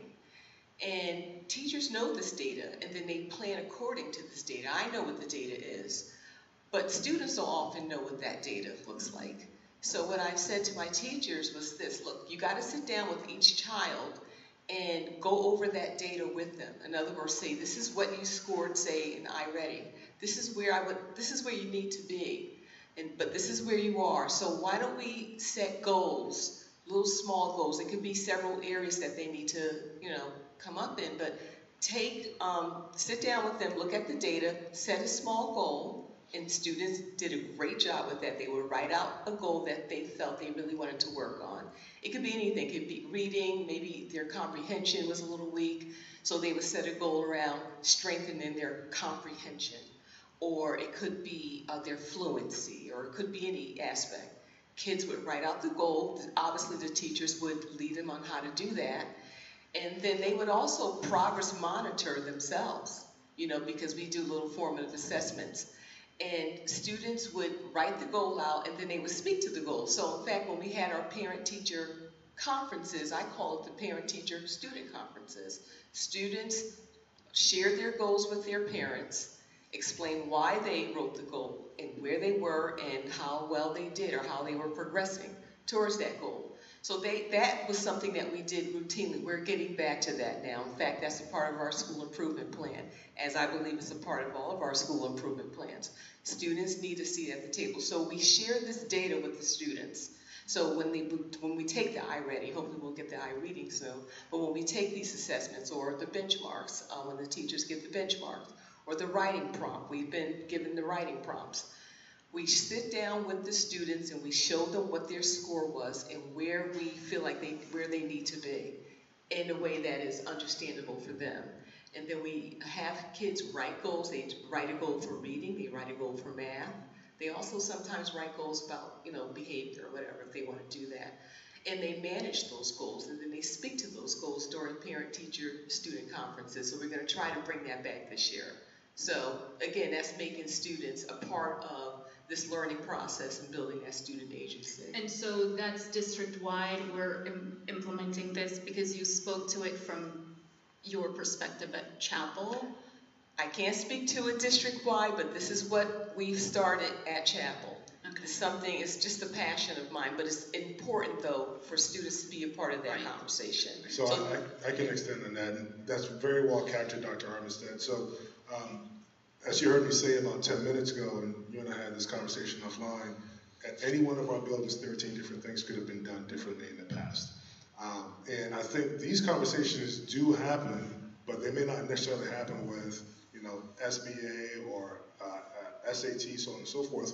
Oftentimes, these conversations are wrapped around unit tests or interim benchmark tests.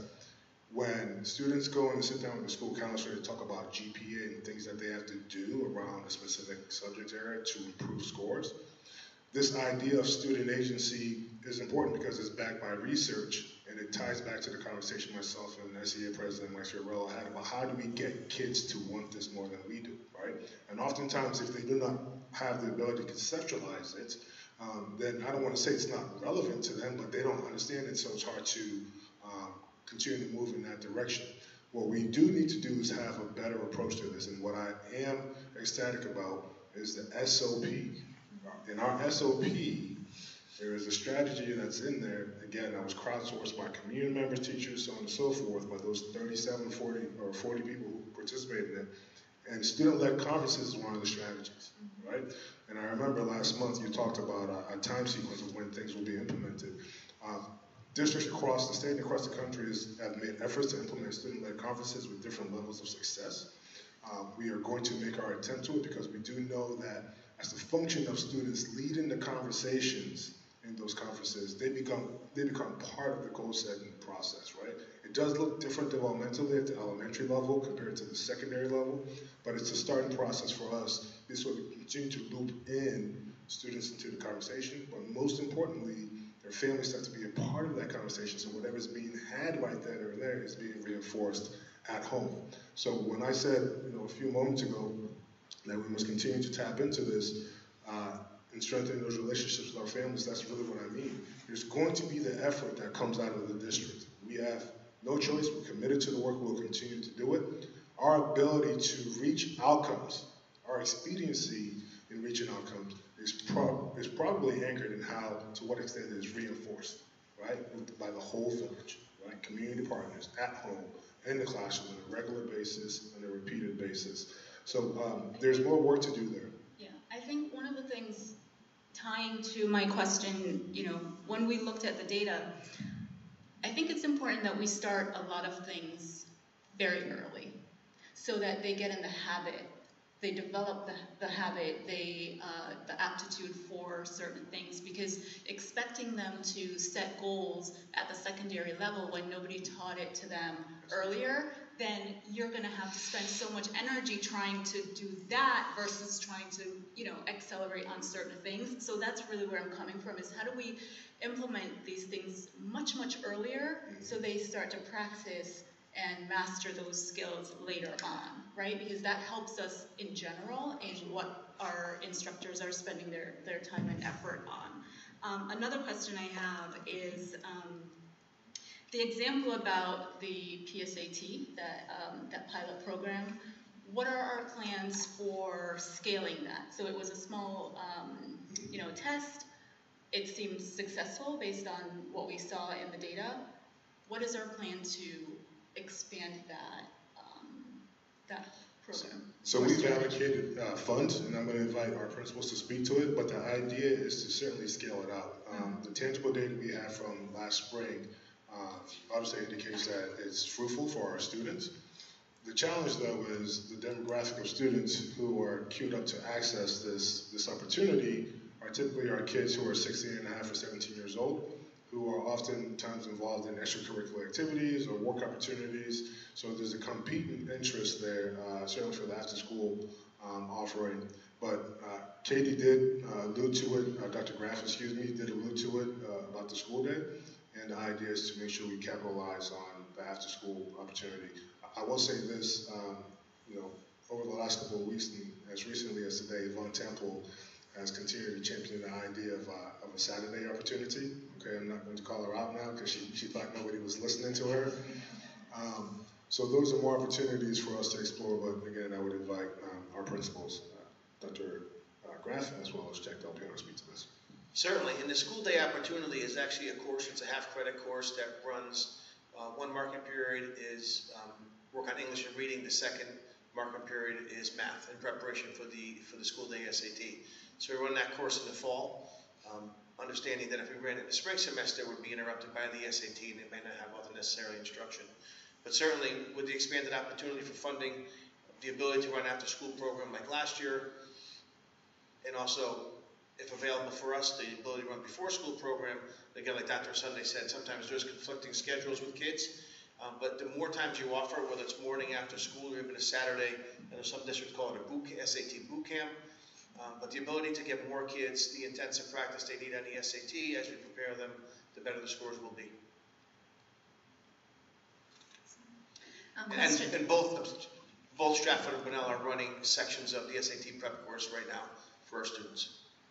Excellent. Ms. Cupie, one more question, and then in the interest of time, I'm going to ask board members to email any more questions you might have, and we will get the presentation and we can get those questions answered that way. So Ms. Cupie, make it brief.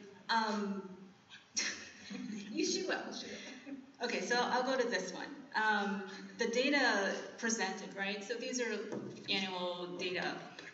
What system do we have in place to, actually it's two questions about data, but I'll just keep it to this. Okay, what systems do we have in place that are causing us to get the data manually or delayed? Like, you know, Dr. Gaeta mentioned wanting to get the data so badly, etc. I'm just curious, what barriers are there that are limiting us to get the data or review the data sooner and being able to act upon it? Well, some of it is just when it's released. So there's a delay between when it's given. This year, the state did release the Smarter Balance and NGSS a little bit sooner. They didn't actually tell us it was released sooner right away, so we were a little, oh, okay, we have the data, and so we acted on that and were able to look at that as soon as we got that. But the AP data comes out like in weeks over the summer. So they say it's not even fully released until August. So things like that, there's just delays between when the data gets released and when we can see it. The paper versions that go home for Smarter Balance and NGSS, they're in my office now, so we're going to have to be sending those out. And obviously, students took that test last spring. We didn't get the paper version to send home until this school year. So you don't know where to fix things until that comes out? It's why we focus a lot of, I think you've heard me talk about the street data as opposed to the satellite data. Like this is the high level, like moment in time data. So it's why you hear a lot of the conversations about PLCs, about the formative assessments, about the iReady, about STAR, about all these smaller things about the assessments that teachers are giving in the classroom.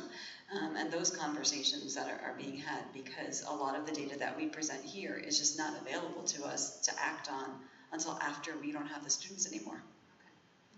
And there.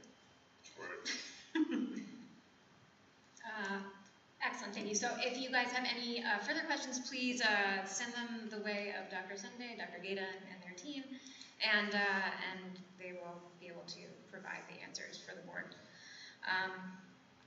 Moving on, I do not believe we have any public speakers this evening. And so we will move directly into the administrative executive report. Dr. Sunday. Madam Chair, I do have a comment on that. During COVID, we updated the process for public forum where the public had to email Teresa. It seemed to now be a permanent part of our agenda, and I would like to propose that we remove it and go back to where anyone can show up and sign up at that moment to speak, instead of emailing ahead of time. It does it say on there? This can be done either at the time of attending or via email. So it does provide both opportunities. You can sign up, there are sheets over there, or you can email her in advance. So there are both opportunities. The way it's worded, though, is very confusing. Okay. So, and I read it and thought the same thing, and as I dug a little deeper, I noticed that one little sentence, but it should be clarified, because it almost, the way it reads is you do have to Sign up in email it, advance. but. Perhaps we will zhuzh around with that. So, I would actually propose just removing that second sentence.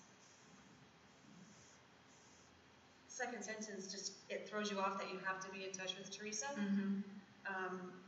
But if you read further, it says at time of meeting. So maybe we just minimize what's there. Yeah. Yeah, but that's in the third sentence. That's the third sentence. So we'll keep that, but request to speak to be made prior to the start of the meeting through the, Yeah. Absolutely. Streamline it. Let's streamline it. Streamline that paragraph. All right, perfect. Thank you. Thank you, guys. And now moving on to Dr. Sunday. Sure. Thank you, Madam Chair. For the superintendent's executive report, I just would like to take a moment to really express my appreciation for the smooth start to the year. It's hard to believe that we are entering our third week.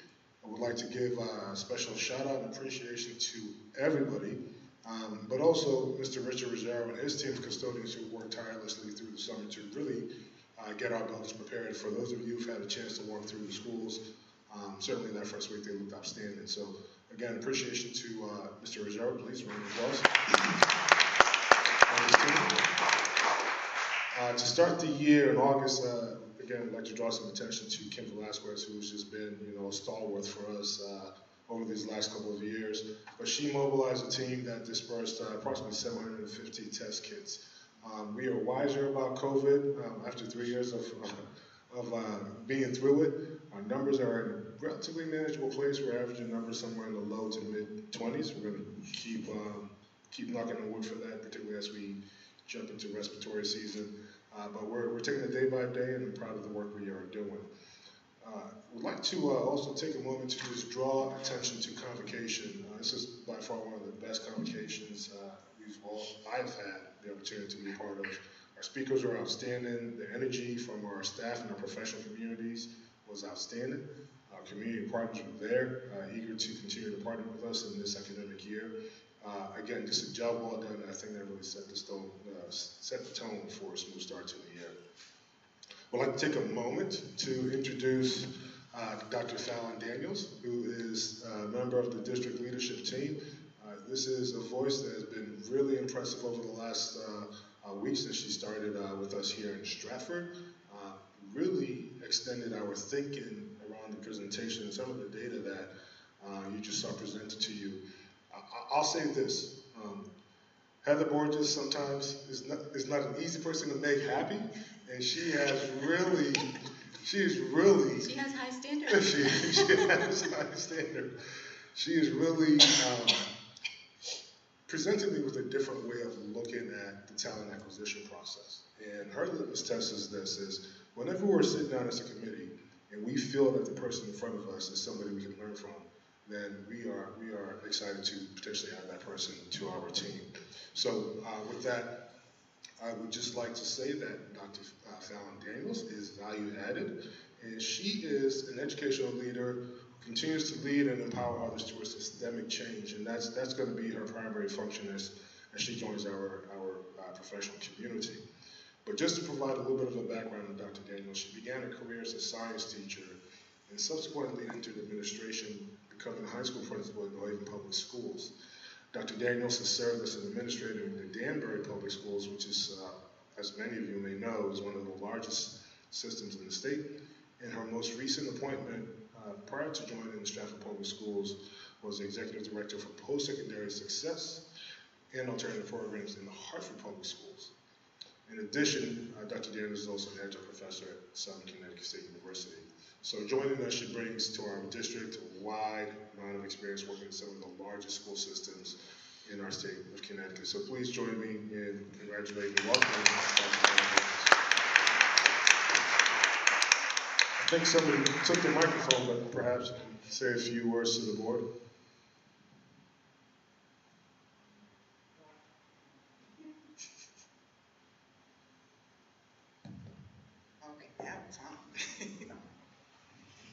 I just wanted to say thank you, Dr. Sunday, for sharing that. It is a pleasure to be here. I'm honored to be in this position and have this opportunity. I've only been here 1 week, and I have to say we have an amazing team out here.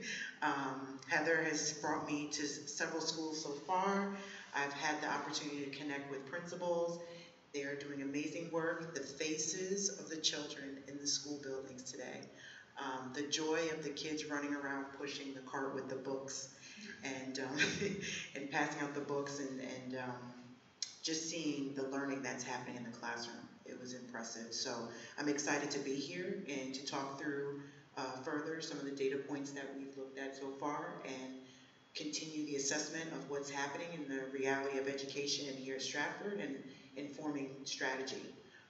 So we can help meet those goals. So excited to be here and thank you for having me. Excellent. Welcome to the team. And to close on my report, I know it's probably too early to start to look at the end of the year, but we are planners.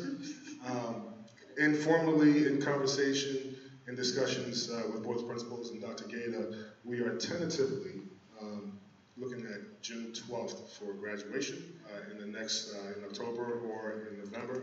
We'll bring that forward to the board for adoption and consideration and adoption. Thank you. So exciting.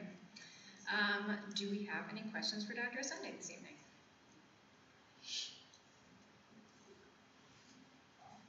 I have one. Yes, sir. Go ahead.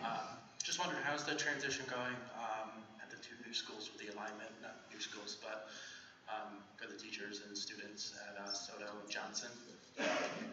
How's the transition going with that? Outstanding. Outstanding. Probably better than we anticipated, given the gravity of the conversation in the spring. As you know, we did a lot of work to make sure that the building was outfitted in a way that was ready for the kids' transitions. We also flooded Johnson House specifically with some new updates. We painted certainly the wing that the kiddos were transitioning to. The gym had some paints. Informally, I've received a handful of emails from teachers and also in conversation, just everybody's really impressed with Principal Rice and very publicly saying that the energy feels different. So again, a credit to the work that's happening there. We're looking for more of the same as the year progresses. Thank you. Yes, Ms. Vidal. Similarly, I'd like to ask about the school nurse at the parochial schools or non-public schools, and see how we're handling that transition. I hear there's been some elementary nurses pulled out of their schools to handle matters, and I'm quite concerned about the lack of the nurse. No, so I mean, there's not much of a shift of that in terms of coverage. We do have, when you think about what we have internally in the district, whenever there is an absence, we do pull from one school to cover for the next internally in the district. We're applying that same approach to support those schools in the cases of absences. We are having internal conversations, most recently last week, about substitutes that we can use to plug absences. But as you know, each of our buildings here, we only have one nurse, which is different than other places I've been. Personally, when I was a high school principal, I had 2 nurses. So it presents a challenge in and of itself. So taking a look at, and I see Dr. Graff smiling over there. Can't give you 2 nurses, but as you can imagine, with over 1,000 kids in both high schools and one nurse, over the years, there was a seasoned nurses, but they developed systems that allow them to service the kids and school communities as well as possible.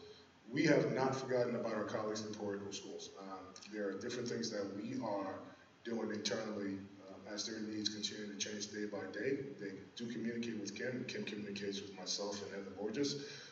And there's some things that I think we might be able to do to continue to support them. At this point in time, we're not ready to release that. Looking forward to hearing that. Susan? Mr. Henry. Yeah, sure. So just in reference to the parochial nurses, when the suggestion was made to us, there was talk about a very large deficit, the need for budget cuts, and closing schools, and laying off teachers, and based on the advice of the administration, we went along with the idea of eliminating a parochial school nurse. You said most districts you work in have 2 nurses. Now we're in a school with, now there's a school with no nurse, and having nurses having to jump over to cover for those vacancies. I think it's based on, public safety, based on the new information that we're running a surplus this year. I think we should look at transferring some funds over and reinstating that school nurse over at the parochial school. It's a small expense if we go to court because there's being litigation brought against us, and yes, there are court cases that show we'll win, but the litigation will probably be offset by the cost. But, we have a surplus. We're bringing in, a large number of climate specialists and Those will be funded by grants. I understand that, but we're bringing those positions in. And again, we also have a surplus in this year's budget. Where do we have a surplus in this year's budget? In the 22-23 budget? On the last year's budget, we have a $460,000 surplus. That's not our money anymore. Huh? If I'm correct in understanding. I know if we wanted to, we could have transferred it, and we can transfer money this year from this budget into other things, just I like. believe it's too late to do that. Well, but we can reinstate the position. We can transfer funds from this year's budget based on last year's surplus. That we'll probably have some extra money, but I think in public safety. Last year's surplus. I think in public safety and the fact that the large number of complaints and having to pull students from schools where nurses are needed full time, I think we should seriously consider reinstating that nurse over at the parochial school. I'm sure if the funds were readily available, that would be something we would all happily do, but I think at this point, and Ms. Mangini can probably speak to that more intelligently than I can, I believe at the moment, we are not running a surplus in our budget. Well, it's early on in the year, but for the last 8 years, we've run a surplus that was based on a budget that was given to us by the town council, which created a large bit of turmoil this year. But again, for the last 8 years, they've given us a number less than the number we've requested, and we've produced a surplus for the last 7, 8 years. Now we have Alliance District, we have ESSER funds, we have a whole wide variety of grants. We have probably 20 positions, school positions that are funded through ESSER grants. Madam Chair. Yes, ma'am. We should clarify for anyone listening and watching that the board does not have a surplus. That money stays with the town, and we've been working over the past several years to institute an education fund, reserve fund, to put some of those monies into that we can use for specialized requests, such as growth in special ed population, technology, etc. We don't have that money. We're not sitting on those dollars. And to use any of the surplus, we do have state statute that dictates how it's used. And I appreciate you not interrupting me. Mr. Henry. So we do have a surplus. It's a $460,000 surplus. We did have the ability to transfer those funds into other departments and use those funds. But for the last 8 years, we've had a surplus. We cut the nursing position, which creates a public safety hazard in that school because we were told we were running a significant deficit. But in reality, we're running a surplus, which has been the same case for the last 8 years. I would suggest this board reinstate that position, and that's my opinion. Mr. Henry, we heard you've stated that several times. I appreciate it. I think we will differ on your opinion. I don't think it's an opinion. I believe it's a fact that we're not currently running a surplus. We cannot transfer funds. But we can transfer funds. And I'll leave it at that. I appreciate your opinion on that. Thank you very much. Any other questions for Dr. Sunday? I do. Yes, sir. So a large part of our new plan and our Alliance District plan relies on basically minimum wage employees who come in, and I know extra bodies in the school are helpless. We have the helpful, we have the climate control officers, we have the kindergarten specialists who are making about 18 grand a year. Is that like, that seems to be the big part of our new plans, is bringing in these, and we have a bunch of CIA positions last year that weren't fulfilled, so it almost seems like we're trying to put more CIAs. It would seem, and I don't know if there's better, more helpful ways to do it, but it seems like we're very reliant on these people who are making, you know, maybe $15 an hour, $18 an hour, I think was the climate control officer, or the climate specialist. Is there a more qualified person that can come in, or what are your thoughts on how those positions will address the shortfalls? I'm actually not sure I actually understand your question. Can you be a little bit more targeted in your question? So we have, I believe it was 18 climate specialists, which are being brought in under the ESSER funds, I believe. And then our new operating plan, or our new Alliance District, calls for 24 kindergarten aides or helpers. We did last year, I believe, have a lot of unfilled CIA positions. It seems these are more people with that doing that same type of work. But we had all those positions not being filled, and it seems like half of our Alliance District funding is going to these kindergarten specialists. And I do believe it's helpful to have them in, but it would almost seem to have somebody more qualified to come in than somebody making $15 an hour, which, you know, when you put it in the high school, most of the high school kids are making more than the climate specialists. So, you know, the impact, the ability for them to get their job done, their knowledge, is our security officer going to be in charge of them? Are they going to be assisting him in his duties? It just seems that's an integral part of our plan, and it doesn't seem like we're bringing specialized people in. I know we brought in a number of new administrators, I'm assuming to oversee some of those positions, but I don't know, it would seem that we would bring in more higher level qualified, and I'm not saying they're educated, but people with an educational background to assist in our endeavors. Well, I think, and I'd be happy to answer questions offline, but I think your statement is probably presumptive. Is what? It's presumptive, that the people who are coming in are not educated at the levels that you're speaking about. You know, the kindergarten aides are vastly a different position compared to the CIA position in terms of skills and qualifications, right? I'm trying to understand your question as to whether or not you're trying to make the assertion that we should hire more certified staff, or the function that the kindergarten aides are in classrooms to support teachers, because our kindergarten numbers are at high numbers. So kindergarten teachers can have more one-on-one and small group time to be able to support the development of our children. Now, one of the things that we do is, you heard me speak about this at convocation, I believe you were there, but we speak quite pronouncedly about making sure that in any space that we bring people into our professional community that is value added. So we go through a screening process, we go through an interview process, we need to ensure that people are qualified by our standards, and that they care about children. The function of their role might vary based on what they're supposed to do in the required education, but I stand by pretty much any hire that we have that we join to our professional workforce, and we intend to do good work for our children and our staff. Well, and again,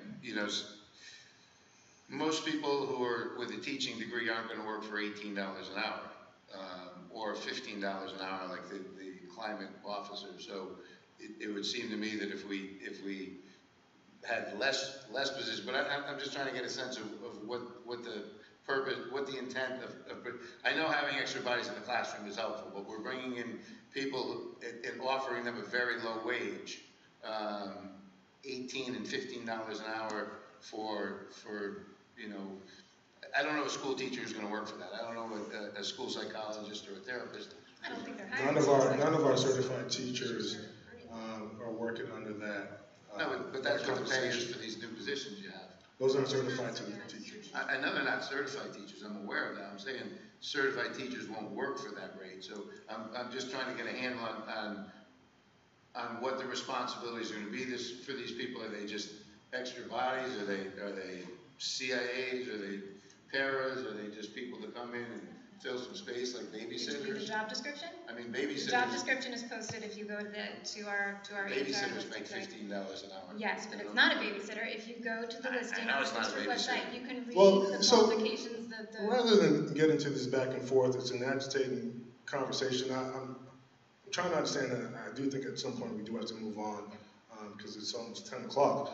But I'm trying to understand, are you advocating for a higher compensation rate, or are you saying that we don't have qualified people supporting the work? How many people have you hired for those 33, 24, and 18, 33 positions to date? You want to know what our vacancy fill rate is?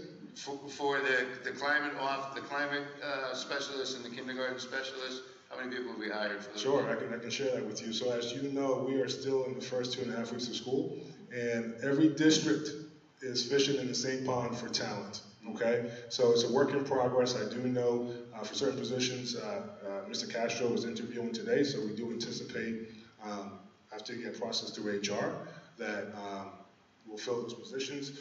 And Dr. Gator, please correct me if I'm wrong. We just recently posted the kindergarten aide position, so we have to wait for that population of the pool to fill up first before we begin our interview process. And as soon as we find some viable and strong candidates who care about Stratford kids, we'll certainly begin to fill those positions and support our classrooms. And might I add, Mr. Henrik, as somebody who works with young children myself and does not make a ton of money, I do it because I love it, and I assume that we will get people coming into our schools to work with our littles who are doing it because they love it. Well, I'd rather not assume, but another question. During the principal's convocation, there was a gentleman who was brought in to speak. There was a lot of disruption by his invitation. He was subsequently removed from the speaking role. Whose decision was it to bring in, and were they aware of his background or the issues that surrounded him? It seemed like it was victimizing the victims once again. No gentleman came in to speak with our administrators. So there was somebody invited Mr. Henrik, I'm going to cut you off because you're talking about something that the rest of us are not privy to. Why don't we... Well, but Dr. Sunday is, and the principals are, and there was a big uproar about it, and it was actually in the paper. So I'm just curious whose judgment call that was. What paper was it in? What paper was it in? It was probably the Stratford Pad. Somebody sent me a newspaper article about it. So I'm very familiar with what you're speaking to. Inherently, information came to me that put me in a position to determine that that was not a good partnership at the time. We did not follow through on that. So for us, as an administrative staff, I did have this conversation with my administrative staff. The case was closed. We moved forward. Well, it's a shame it didn't happen before because a number of administrators were very distraught about that, and I'm glad it didn't come to fruition. But I will say, again, Mr. Henrik, it's good to start this academic year with you. It is good to start this academic year with you. I am partially disappointed that that was brought to you with the volume of which you're telling the story today compared to me. When we went through this process, I was expeditious about my response, and I did, in a very open space, speak to my administrative team about that. It was a short conversation. It made sense for us. to move in a different direction, and it was an open and shut case. I'm hopeful, okay, and I do understand your leadership style and your personality style, but we began do ask questions. I have the floor right now, please. I would like to. Just if I can complete my thought. If this was privy information to you as a board member almost a month and a half ago, I would say that the judicious practice from a leadership standpoint would be for you to bring that to my attention so I can respond to it appropriately. Again, I'm very happy with the work that we were able to accomplish during that time. It was an open and shut case. That is behind us. Super. Might I add a reminder that this question and answer period is an opportunity not to be gotcha, but to ask questions pertaining to the academics and the operations of the district from Dr. Sunday's point of view. And that was a question about the operations. All my questions have been about the operations. Okay. Do you have any other questions, Mr. Not at the moment, but I'm sure I'll have others. Teacher safety will be one, but we'll come up with that one another time. That's great. Thank you. Thank you. Anybody else have any other questions? Okay. Thank you. Moving on to Ms. Mangini. We got to hear from you earlier this evening, but do you have anything else for us? Just a very quick report for you. I do want you to know that our annual education financial system report was timely in accordance with Connecticut general statutes. And I would just like to say thanks Susan Nicholson for all her hard work. And also, I'm sure Finance Committee will report, but I did provide you with your fiscal year 23-22 reports. Wonderful. Thank you. Any questions for Ms. Mangini? Okay, seeing none. Dr. Gata? Yes.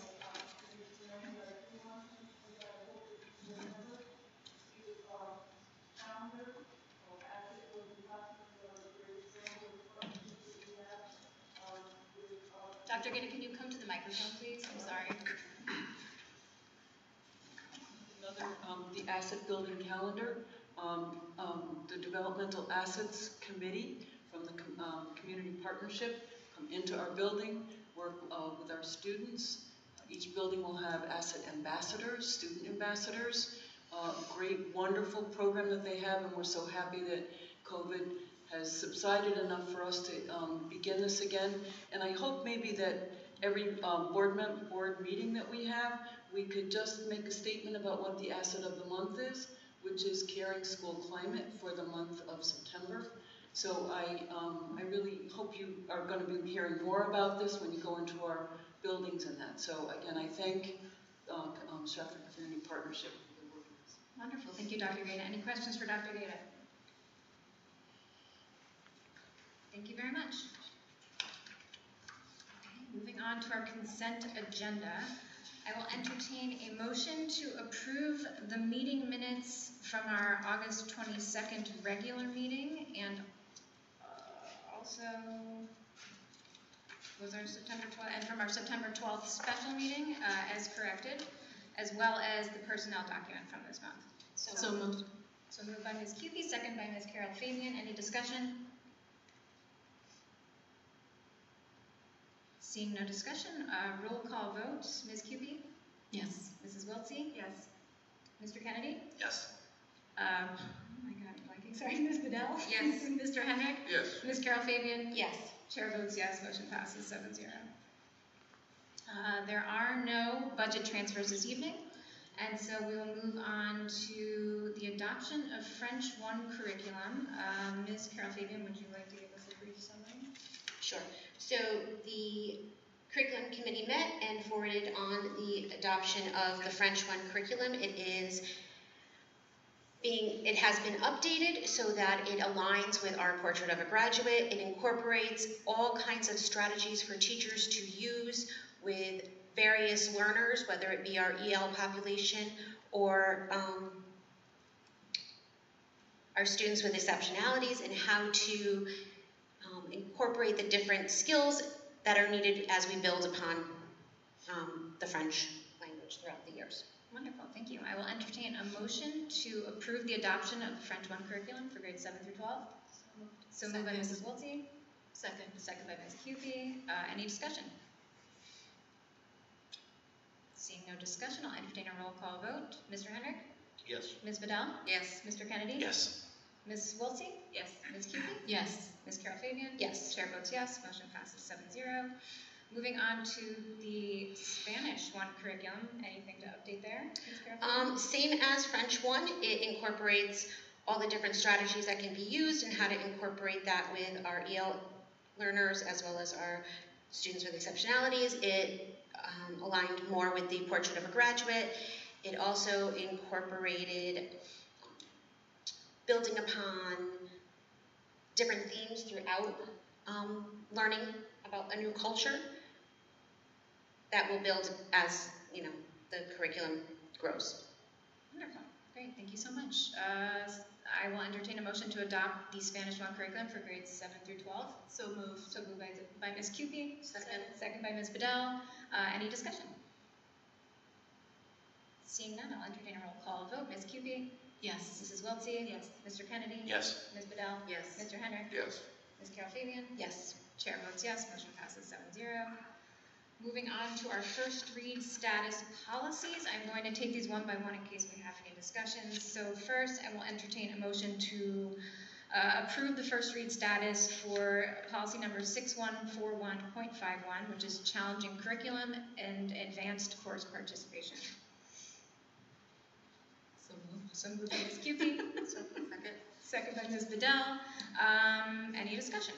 Would you guys like to fill us in, give us a recap of your work on this policy? Sure. Do you want me to go? Okay.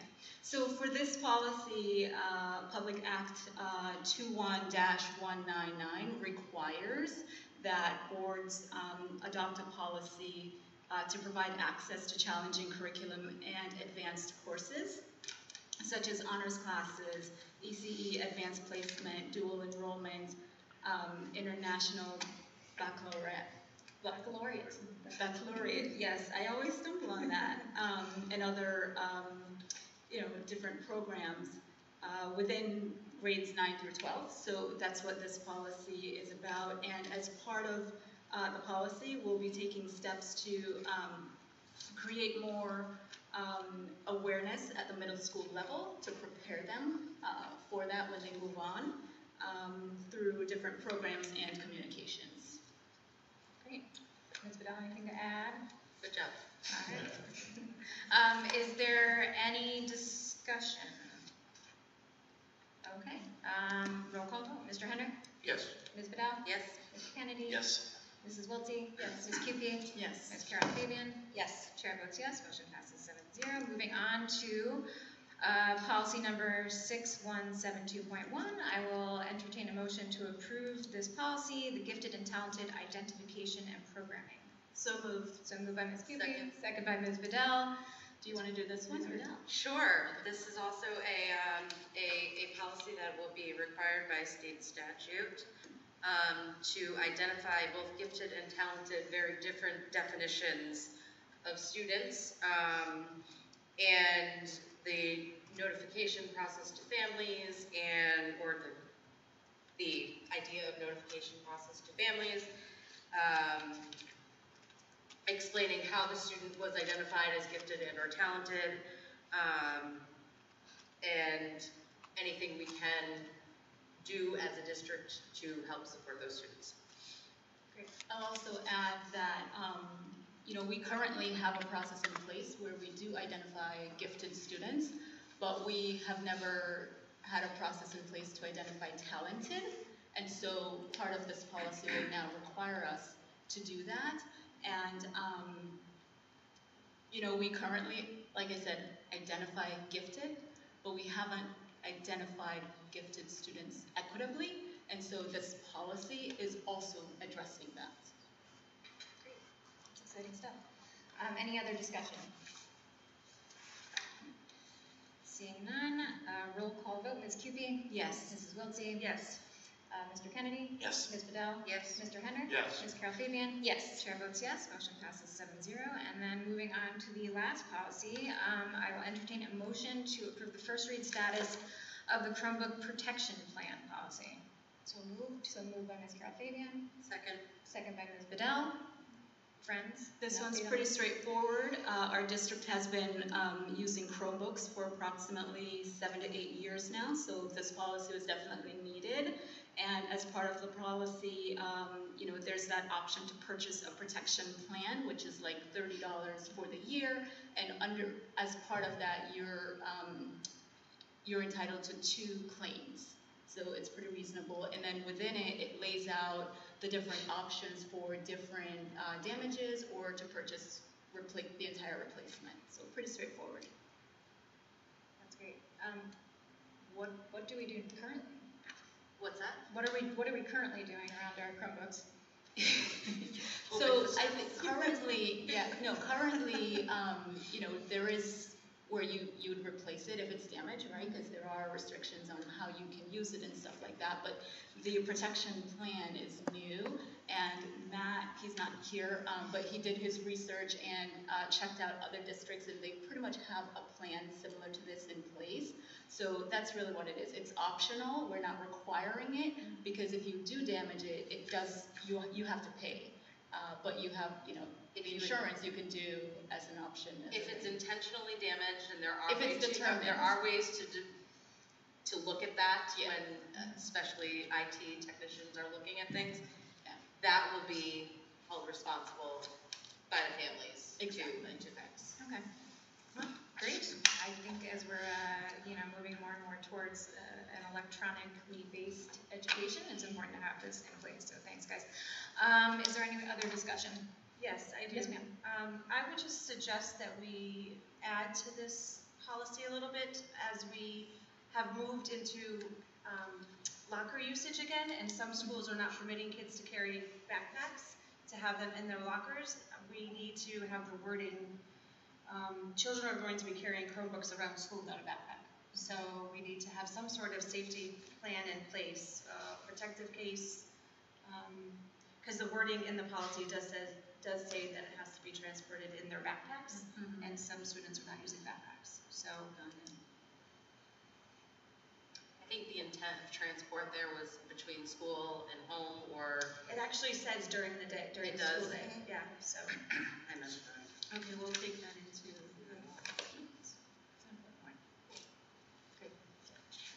Thank you. Any other discussion? Seeing none, I will entertain a roll call vote. Mr. Henrik? Yes. Ms. Bedell? Yes. Mr. Kennedy? Yes. Mrs. Wiltie? Yes. Ms. Cupey? Yes. Ms. Carol Fabian? Yes. Chair votes yes. Motion passes 7-0. So all 3 policies have now been passed through first read status. Moving on to tabled items, I will entertain a motion to take anything off of the table. Okay. We will move on to committee reports. Curriculum Committee met on September 13th. Ms. Carol Fabian? Yes, the Curriculum Committee met on September 13th. We went through the French 1 curriculum presented to us by Mrs. Mazzari, and then we adopted that and went through the Spanish 1 curriculum, again presented by Mrs. Mazzari. Ms. Rosenberg presented an overview of the new Algebra 1 curriculum as it's being developed. And really, I know for many of us on the curriculum committee, math is not our area that we love. And so her presentation was wonderful, and the way she started off is the way that she is having the teacher, it's getting way too late. I'm up way too early for this. The way she presented it to the curriculum committee and the kickoff of that was very engaging, and it caused everyone who is not a math fan to kind of step out of their comfort zone and really understand how the process is and how to be comfortable in kind of taking their guess and engaging and owning a position, risking and owning their position before, diving into the actual math itself. So I look forward to seeing the rest of that curriculum development. Mr. Kennedy, anything to add? All right, Ms. Cupey, anything to add? No? Thank you very much, guys. Moving on to Finance Committee, Mrs. Wiltie, we just met. we sure did. We met before the board meeting. Not too much brand new, except for the surplus that we did end last year with, which we spoke a little bit about tonight, in the amount of $416,376. We did speak about it being largely due to staff open positions, which Courtney, I hope we never, ever have to see again. Lack of substitutes, instituted freezes, and we did ask for the totals on the re-inherited surpluses that the town now has, so that at our next meeting we can find that fund balance.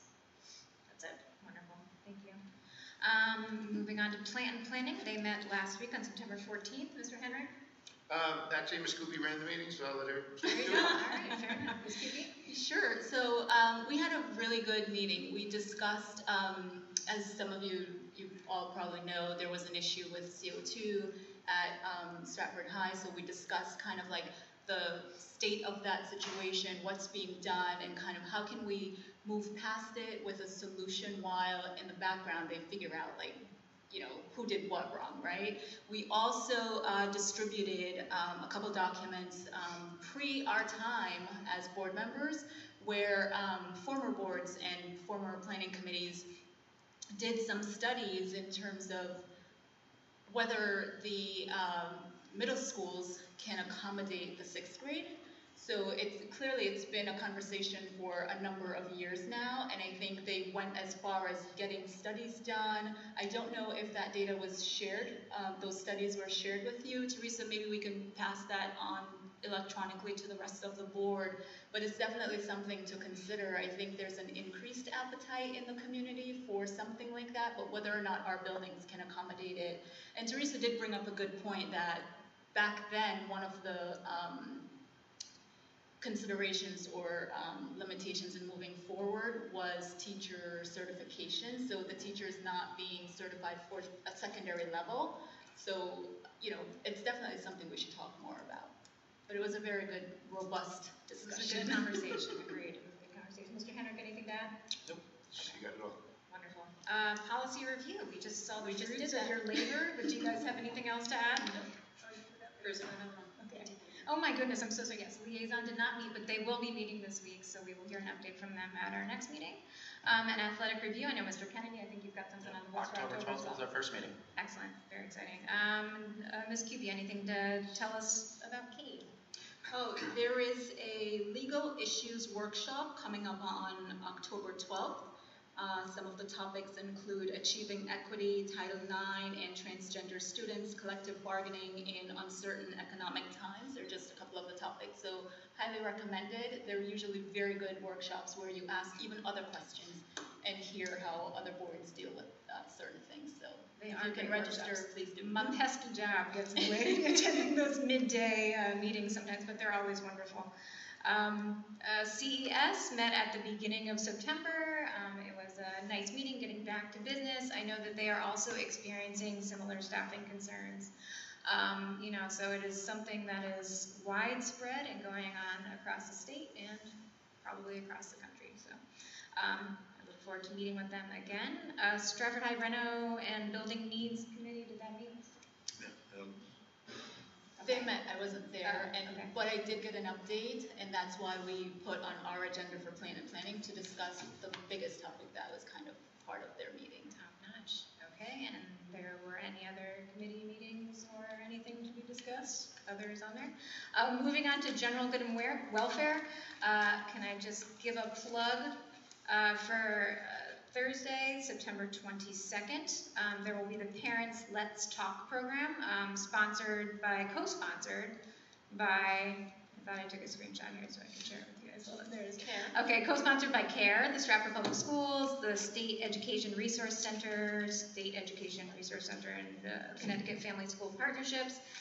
It's funded by the Stratford Rotary Club, and it will have 2 wonderful facilitators. There'll be childcare, there'll be food, 6 to 8 p.m. In the Nichols School Library. So I hope everybody can make it. I'm sure it'll be a really wonderful opportunity for discussion about our schools. I'm excited about it. Any other good and welfare? I just want to say, like, 3 of us board members did the Down and Dirty with Yes. Sterling House, their fundraiser, and we kicked yes. So we did it. It was so much fun, and I want to encourage everybody to try it next year. It was really, really good. Super fun. Anybody else? Any other good and welfare? Okay. Seeing none, I will entertain a motion to adjourn this meeting at 9:52. So moved. So moved by Mrs. Wilkie, second by Ms. Carol Fabian, all in favor? Aye. Thank you all, it's been a long night, see you guys in a few minutes.